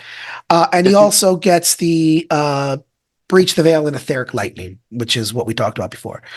Honestly, okay. His warlord trait's cool. His weapon is meh, right? He for 165 points, it's like, eh. But then he can take Ruinstorm Demon Army list choices. That's he's so covering. Good. You don't have to take an Esoterist separately with this guy. Yeah, and you can now summon Elite or HQ. Now, here's the funny part: Demon Storm army list, the PDF sucks. There's not a lot of choice. So you're summoning brutes or you're summoning sovereigns. Although if you're here's the fun part about this actually. Because we review demons. Oh, I'm going nuts here. Okay, I'm going nuts here. So remember how we would review demons? We were like sovereigns, and it was like non-panoptical rules. And we were like, wow, its HQ is you only take sovereigns because the hierarchs, which were the demon princes, can't join units, right? Mm-hmm. Even though they're cheaper, but they would just get shot off the board because they can't join anyone, right? Here's where you would take hierarchs. This is exactly where you would take hierarchs or demon princes because they save you points. They're not as expensive as sovereigns, right? But they still do damage and they're still beefy. And now you can breach the veil with them. So you're not actually like, they're not like taking shots on the way forward in the battle. Yeah. Or you just take 9 brutes or sovereigns for just the lulls and just beating the shit out of people. When I remember when we reviewed Word Bearers, one of the biggest problems was like they just lacked like stuff, right? Like obviously their HQs, the HQs we've been reviewing have been like buffing them and all that, but they just kind of lack something. Like the God of Warback were good, but they were like, We were kind of like that. The Ashen Circle was good, but we were like, The Malgara was really good, but it was also 240 points for the damn thing, right? The fact that Erebus can just bring a 350? Oh crap! Now I got to remember my points. Oh, I have it right here. Hold on. Oh, these are the Panoptica changes. Damn it. All right, but hold on. I remember. All right, as long as I look at it. So Sovereign is 350, right? I know the Great Blade is 10 points, 360. The Wings were 25 points. So I get 385. So let's say 400, 410. You take a Sovereign for 400, 410 points, and now you have a Strength 12, Brutal 3, Initiative 6, Weapon Skill 7 monster. I mean, that's good. For sure, that is good. I mean, he's a character, so he's gonna get challenge locked. But like, enjoy Bloodthirster that I have now just summoned to the battlefield. That's really stupid. What's a Bloodthirster? Oh, sorry. They actually do have a name in Heresy, by the way, because they do fight them in one of the custodian books. The one where Ra ended me in the end, takes Abaddon's sword. You're turning away from the microphone. Oh, sorry. The one where he took Ra's sword. Damn it. It's the one Talons of the Emperor book. Oh, it's going to drive me up the wall now. But when they were fighting in the webway, they call Bloodthirster something, and I'm trying to remember what it was, and I can't remember for the life of me what it was. But yeah, no, just summon the Bloodthirster, and now you have a Strength 12, Brutal 3, Initiative 6, Weapon Skill 7 dude with wings and Biomancy. Ta-da! Like, or you summon brutes, and brutes are this PDF does have the stupid demon storms. Oh my god. Oh, that's so good. Oh wait, no, it's just the bound demons. Oh, we were so close to greatness. We were so close to greatness. God damn it. Damn it. I should know brutes. Oh wait, I think I have brutes here. Brutes are over here. Or you can summon 9 brutes at weapon skill 5 that are brutal 2, murderous strike 5 up. Brutal 2, strength 6, AP 3, and AP 2 if they roll a 6.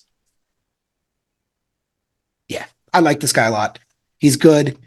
I like the fact that he summons demons. I think that kicks him into S tier. No. If not A tier. No, he's absolutely not S. The fact that you can take expensive demons. Listen, if he could summon on the reaction, definitely S. I think not able to anymore, A. He's not B. I can't put him reliably in B. Well, you don't put him anywhere. I put him somewhere. Oh, yeah, true. I mean, only because I know what he can summon, and I've played with brutes, and I've played with sovereigns, and I've seen what they can do. Can you summon turn 1? With Breach the Veil, that's a very damn good question. Because my only concern would be if he's the only one with Breach, if he goes down, you lose your point. I mean, I don't know how he's going down if you're putting him with a good squad, but I can't find Breach though. It brought me to the wrong page. See how it has that like link, right? See how it says page 106? Let me see if I have it in my special. That's Diabolism. I don't need that. Where the hell's Breach the Veil? I don't even think I have that on my cheat sheet. Oh my god. Oh, breach the veil. Okay. Instead of making a shooting attack, you may select a point 12 inches away and at least 3 inches away from enemy models. So you're actually placing it 12 inches away. Place a blast marker as the warp rift. Oh, so interesting. So you place it within 12, and then the blast marker adds an extra 1.5 inches. Okay. Okay. So 13.5 inches away. Then you may choose to make a psychic check for the esoterist. If the check has failed taken, then the chosen point is scattered as per the rules for scatter. It's scattered to the impassable terrain. It goes away. Blah, blah. Okay, what the hell happens if it? Here we are. Once the initial location of the chosen point is determined, you may choose to deploy up to one of the Runestorm demon units in reserve onto the battlefield. It doesn't say anything about not coming in on turn 1. Well, it says they're coming from reserve, right? Yes, but there's nothing. I don't think there's anything in the game that says you can't reserve in turn 1. You're thinking 40k. I know 40k has that rule. Well, this game in general, you can't come in for like deep strike stuff like that turn 1. That's not. So deep strike has that rule specifically. So I say, so that's the question. Does deep strike say you can't? Does outflank say you can't? I don't even think I have. Or reserve. does the base rule say you can't? I don't think I have reserve as a base rule in my cheat sheet. That's a question for the rule book. But essentially, as it was entering play from reserves, so maybe it has to be turn 2. If it says as from reserves, then no, I would say it's turn 2 then. I would say turn 2. Yeah, I'm going to say turn 2 without looking it up. But you can't react normally, and you can assault out of it. Okay. So it's not like yeah. Wait, does that mean that they can move after? Hold on. The unit moves onto the battlefield from any point along the edge of the blast marker as if it was entering they come play in from reserves. they come in as if that was the location, like an outflank, essentially. So does that mean my demon now moves? Does that mean my demon moves 14 inches away from that warp rift if it has wings? Yes. Ew. Well, because it's the same exact way someone for outflank moves. If you're outflank and you have a jump pack, you can come in 14. So the 9 brutes just travel 8. So basically, you have 21 inches of threat range with brutes. 9 brutes. Yes, that's disgusting. That is utterly disgusting. That makes me kill. I want to kill Erebus for the lore, but that makes me his target priority number 1, just alone on that. Fucking shooting 9 brutes 20 inches up the board. Get out of here with your nonsense. That's Disgusting. That's. I'm sorry. I play sometimes tournament level games and stuff like that, but that's a lot. That's you hate your opponent kind of shit. That's bringing Stone Gauntlet kind of level. Well, what do you think, Steve? Damn. Just kill the guy. Jesus Christ. Oh my God. But where do you want him? In the ground. I walked into that one. But what do you have in I want the tether connecting his spirit to his body severed. That was good. That's like, what's in your pants? Justice. What gender are you, so custodian? He's an expensive esoterist, is what he is. Yes. Well, he's a chaplain as well. Because he brings hatred. And he's Master Legion. So he's a chaplain, he's an esoterist, and he's a Delgatus all in one. Yes. With 1 extra wound. Good on him.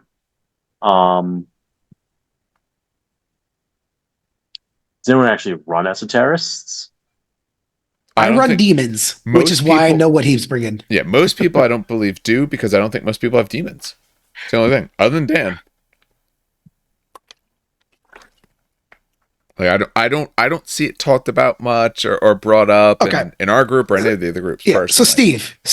I don't think he's that special. So Steve, imagine if you will, just real quick, in your head. On turn 2, Erebus is 21 inches away, right? Sure. And he can spawn 1 inch away. Oh, no, sorry, 20 inches away. And he can spawn 1 inch away from you. A weapon skill, give me a second here. A weapon skill 5, strength. Wait, oh my God, they're demons. Jesus Christ. So a weapon skill 5, strength 6, toughness 6, 3 wounds, 5 attacks, initiative 5 at strength 6, brutal 2, AP 3, with 6s being AP 2. 9 of them. How many points? You're making me That's open always up a again. but you have to keep in Yeah, mind hold that's on. always part of the From fact. what I Brutes are actually remember- not as expensive. Brutes are actually not remember, Dan, I Yeah. ran Demon Brutes. Yeah, so 40 times 6 is They're what? not like they're decent, but they're not gonna Yeah, bend the game. 240. So 240 plus 135. They're easy So to kill, though. 375? 375. Which is actually not as expensive as I thought 9 brutes would be. Yeah. I'm not worried about it. I'm not worried about it. Again, as someone who is, I actively do not take that many brutes for that reason. I don't even have a Harbinger. I have a Harbinger model. I've never used a Harbinger to breach the veil, but I actively do not take 9 brutes for the sheer reason When that they we look at. ran that scenario, the special battle report, like That was not a year ago. That was bound demons who have Are they different rules. that By the way, different? they are very different. Even their weapons are different, and they don't get bonuses of strength. To give you an idea, Steve, I ran 6 brutes in our recent event, and 6 brutes cleared out 220 tactical marine squads. This was Thousand Suns, and the weird. What are the weird Kabalite dudes with the 2 swords? Anatai? Kenatai. Alone. Because they're AP3. And they're initiative 5 with Brutal 2. They are disgusting. What's their save? Oh, it's a 4-up, 5-up. Oh, I'm not worried. You shoot them with what you do is you shoot them with bolt kite or heavy bolters or stuff like that. Yeah. Or heavy flamers. But if they're popping up from 20 inches away, and that's the only time you get to shoot them, that defeats a lot of their moving up the board. You know what I mean? Yeah. I mean, Can you intercept them if they breach? Oh, I should have read that. Yeah, it comes in from Yeah, you reserve. could, yeah. it's Reserves, yes, you from can. reserves. Yes, Yes, so yes, absolutely. it does say. It does say, by the way, specifically. Okay. Yeah, so you intercept them, Mhm. and then you then shoot you them when they charge. overwatch them. Yep. Yeah. And you only not worried. summon one. You can I'm only not summon worried. one. I don't know. I still say A. I mean, off of just as a person, there's no chance I would put him in S. That's just me. I refuse to. I want to also point out he could also just take bound demons and just summon an archdemon Lord of War. If you really want to get to it. I'm okay with A, not necessarily because it's necessarily so great and wonderful, but I think part of it is, people don't play against demon stuff much. So if you did bring it, you'd also then have to explain what those units do and what they're going to do to you. And like there's that bit of obfuscation it naturally would have. And I think that would help them improve what they do for you. Like they're good, but if you have the right setup, like my Death Guard could care less if you bring that in. That's fine. They'll be dead before you charge. Yeah. But there's other armies that, are going to struggle with that, or might not have the right setup, or might not realize all what that's going to do. So I'm okay with that. It hurts me, but I'm okay with it. He doesn't bring anything to the table that you can't do otherwise. I mean, he also is He saves you a couple HQ slots. Yeah, I was gonna say he saves you a lot though. He's a chaplain, esoterist. What the hell else is he again? Delegatus. Yeah. He's all 3 in 1. It's not bad. I mean, I hate the dude, but like, I'll put it this way: how much is a Centurion? He's a chaplain, so I could kill him in glorious melee combat. How much is a Centurion with all those upgrades? Well, you couldn't do one Centurion with all those upgrades. I know, but I'm just out of it'll be curiosity. about the same. It'll be about the same. Exactly. Elgas is like 25 points. Esoterus is like 35 points. And then you get the free ability to not get targeted and summon demons. Not even summon demons, add demons to your army. That's the other thing. Is the only one, I think, is the only one who allows this, because not even Logar allows this. Give me a second. Logar, where's your corrupted form? Power of the word. Logar transfigured. He gets diabolism, gains corrupted, non-compulsory slots. Logar can do it when he's transfigured. Logar can do it when he's transfigured. Doesn't the generic Esoterist allow you to bring the unbound demons? No. Nope. But it doesn't. Yeah. So yes, but it doesn't count. It counts as allied. You can't take it as part of your force organization chart. That's fine. How often are you using your allies for something else? And I think you're only allowed bound. You're not allowed unbound. Don't hold me to that though. But bound is very different Definitely from. not. Yeah. Bound is different from unbound though. The unbound stuff is more power. Obviously, way more powerful. Dave, do you have that handy by any chance? What the bound stuff? Esoterist. I can get to it in a moment. That's not so bad. I should also say you can also summon Kabanda. Okay, so Esoterist. Wait, sorry. Esoterist seal the veil. Where's breach the veil? There it is. I think it's the exact same rule. It's the same rule that I read. You can deploy up to one Runestorm Demons unit in reserve onto the battlefield. Yeah, but I think it's only bound because the bound. Hold on. It says, note that to use its power, player will need access to the Runestorm Demon army list. There's nothing that says it has to be bound. Hold on. It's probably under bound rule. Yep, here we are. Bound subtype and bound Malefica. Jesus. Okay, hold on. Stupid bound rules. Give me a second. That's the etheric rules. Bound Malefica. Units of bound Malefica rules are considered part of the Runestorm Demon army list. Oh boy.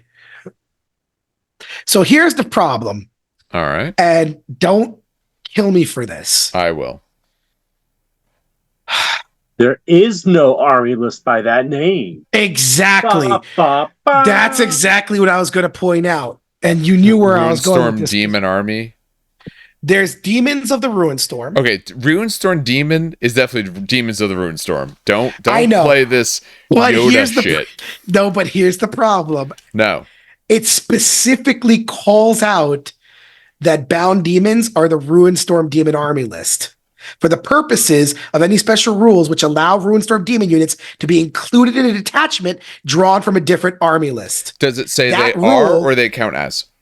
They count as. So they are. No, they are. They are. And that rule, right, the idea of, they are for the purpose of a special rule, blah, blah, blah, is not in the Demons of the Ruinstorm list. No, you can bring Ruinstorm Demons. I don't care. It says it. I'm not saying them flipping their two words means that it all falls apart. That's ridiculous.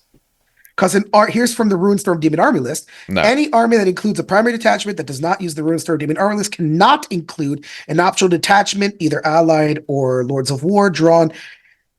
Can be played draw from another army list through the use of certain unit special rules such as Legion of Soteris. I don't know. I stopped carrying. I want to move on. Okay. They're too British and worrying about T to make the distinction in those two words. You bring whatever you want. Who cares? I stopped carrying. Yeah, no. There's no way Ruinstorm Demons and Demons of the Ruinstorm are different things. Those are the same thing. I'll put it this way. I know there is some. I know for a fact there is a distinction. I know for a fact that you can't mix and match. You are either taking unbound or you are taking bound. That I can agree with. You're choosing one or the other. But I'm saying you get to choose one or the other. But I'm trying to remember which allows you to do which, because I feel like the Esoterist can't do something, but I'm going to ignore that. The Esoterist says you could bring Runestorm Demons. All right, so I'm going to say someone on YouTube will probably find this. No, here's what it boils down to. They did bound demons because the full book wasn't ready. True. That's what it was. That is true. This was the stopgap. So, I'm not going to behold them to the stopgap that they put in because they said, hey, you guys would have this a while ago. And then, they had to go drudge up, someone's homework. Pretty much. Someone's first draft. All right. So you talk about Corferon. Let's get past the bad to the not much Demons better. of the Ruinstorm is a PDF title. But it's a Ruinstorm Demon Army list, Dan. Good. It's right there on page 2 of your PDF. That's what I was reading with the allies and stuff. We've already proven that reading Rainbow failed him. Yep. So, LeVar Burton, I blame you. This is true. Okay, so Corferon, yeah. This guy is Lorgar's jerk dad that said, hey, go read this book. Understand there's 4 primordial gods. But there's this golden guy that says he's God. No, he's not. But he is, but he's not. But he is. Anyway. Spoiler, He is not a Space Marine. No. Not a Space Marine. You got Terminator armor. 125 points gets you move 6, weapon skill 5, BS 4, strength and toughness 3 model with 4 wounds.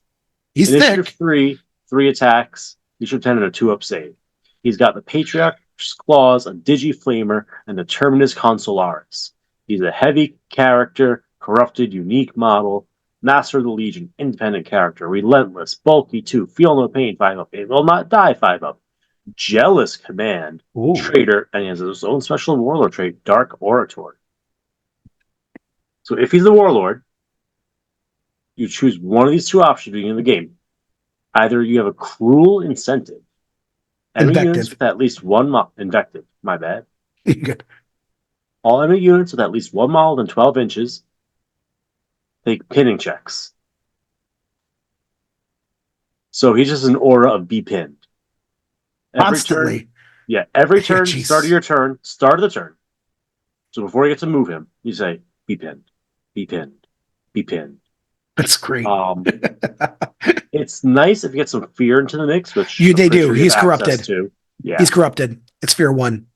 Beautiful. Yeah. That's just nice to have. It's tough to line up, but it's good to have. Well, 12 inches, 12 inches. So the fear matches the aura. You're relying on your opponent getting within 12 inches or staying within 12 inches. True. Yeah.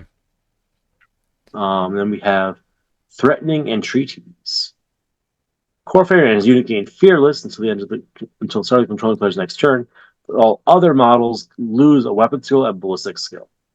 Yeah. Oh, sorry, you choose each turn, not the game. Yeah, every turn you get to pick. Okay, that's neat. And you get extra assault phase reaction. It's a neat warlord trait. I wish it was a more explored design space, having, turn by turn switching up some sort of smaller bonus. Heavily agree. Heavily agree. Yeah. I don't think this breaks the game at all so far. So, from there, Jealous Command. If Corfarid or Lorgar is not the warlord of an army that Corfarid is part of, the issue is at -1 is hatred anything. Everything. So either he's your warlord or Lorgar's your warlord. If he's not, he gets petty. He hates everybody. But if he's with Lorgar, they both gain a weapon skill and hatred everything. That's pretty cool. Yeah. Terminus Consularis, 2-up armor, 3-up invul for shooting, and 5-up in movement and assault. That's a pretty solid Terminator armor. I'd run that. Digiflamer, it's a hand flamer with strength 4 and no AP. Nothing exciting there. Patriarch's Claws. You have 2 of them. You will get a bonus attack. It is not included in the profile. Patriarch's Claws, strength user, so strength 3. AP2 melee shred. AP2 is shred, though. So it's like they're better lightning claws, but they're also worse lightning claws. It's weird. Oh, god damn it. So the math is 1 is wounding on 5s, 1 is wounding on 4s, both with shred. So we can cancel out shred. But 1 is AP2. And 1 is AP3. Claws have rending, so they're AP2 on a 6. It's the bonus against vehicles that kind of bumps up the claws and the auto wound for rending. Yeah. Against like the beefy things.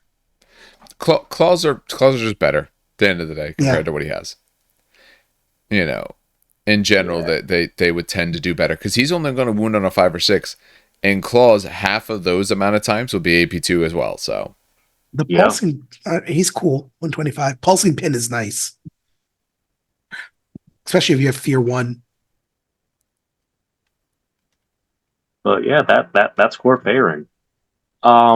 He's like BC. Yeah, cool. He's not unplayable, but he's not like, oh my god, this is great. I'd give him B. The pulse pin is really nice. Like if he's up close with a little squad, right? Little Terminator squad. That pulse 12-inch pin is kind of nasty, especially since they're now fear. His points cost helps him out a lot as well because he's also very cheap. He's cheap. With him only being toughness 3, like he's got a 3-up invul save and shooting. Yeah, but there's like a lot of guns in this game that will just double him out if he fails any of those. Like, they shot me with Volkite because I can't take him. No battle hardened. It was just shocking. Yeah. That's a little bit, but you're not, I'm not too worried about those saves because I'm not taking them on him because otherwise he's just going to collapse real easy unless he's just getting hit with some bolters. But he is very cheap and he gives you some cool things. And honestly, if don't choose him as your warlord, pick someone else. And he gets leadership, that's fine. But hatred everything. Now I put him in a unit where hatred really matters, and now I can do some cool things. He is corrupted, so you can put him with a corrupted unit. Sorry, where am I looking? I know I'm looking. Let me take a look. I mean, you can give Galvar Bach hatred then. Hatred everything. That's what we did. They're not naturally. It's about the only rule they don't have. I'm not saying you should pay an extra 125 points for that, but stuff like that, like him not being a warlord, he essentially has a second warlord trait. When he's not your warlord, I get this other cool thing instead. Which, you know what? That's worth something to me. I was thinking lower, but maybe that alone gets him in B, because either he's your warlord, get a cool ability, or he's not your warlord, get a cool ability. And at least he has a weapon, but all right. So far, I think Zardu wins the word bearer one just because he synergizes with their Legion rule. Yeah. And no one else really does.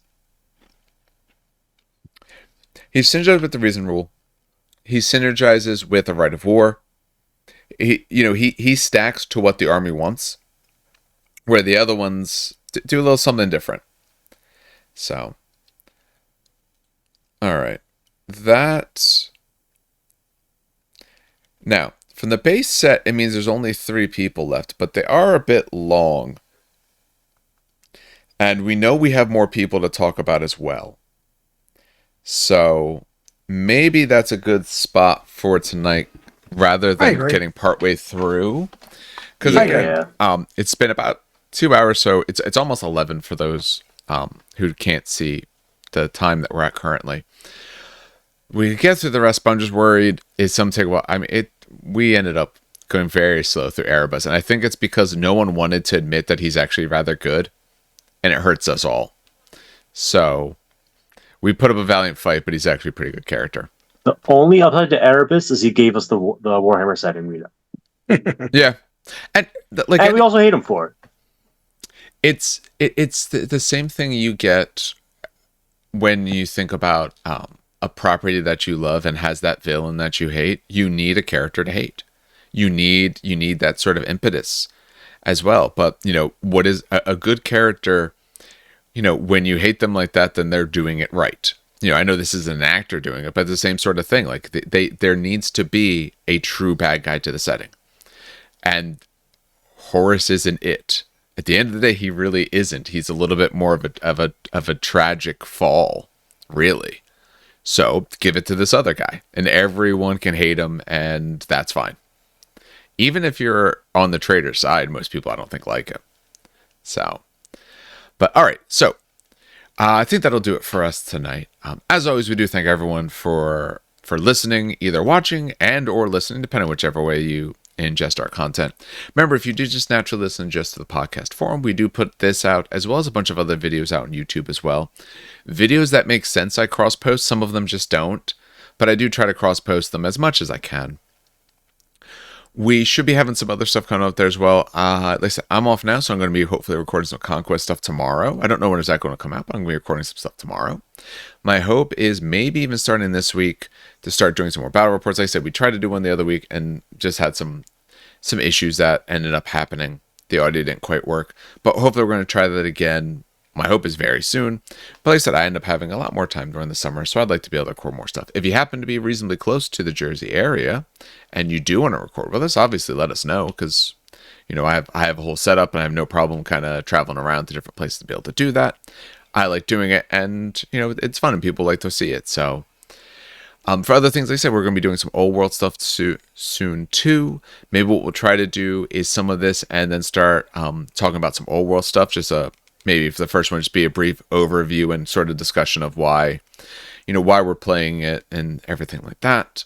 And we'll expand from there, and said hopefully get some of these guys to meet up and to do some more conquest stuff. I am in talks with some other locals in our area to have some other people on to discuss like list builds and things like that, and then some more reviews of units and discussions and other game type discussions. I've seen some stuff that Goonhammer has done, and I do think those are some good discussions. I have some different thoughts on some of the things and what they've said, so might actually record some in some of those natures of discussing like facets to the game and thoughts on those various facets and how to counteract them or capitalize on them, all those sorts of things.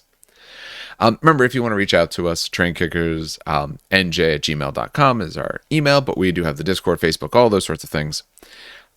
We do have a Patreon as well. If you like the things that we do and you want to support us in that way, like I said, it helps cover all the bills and everything like that.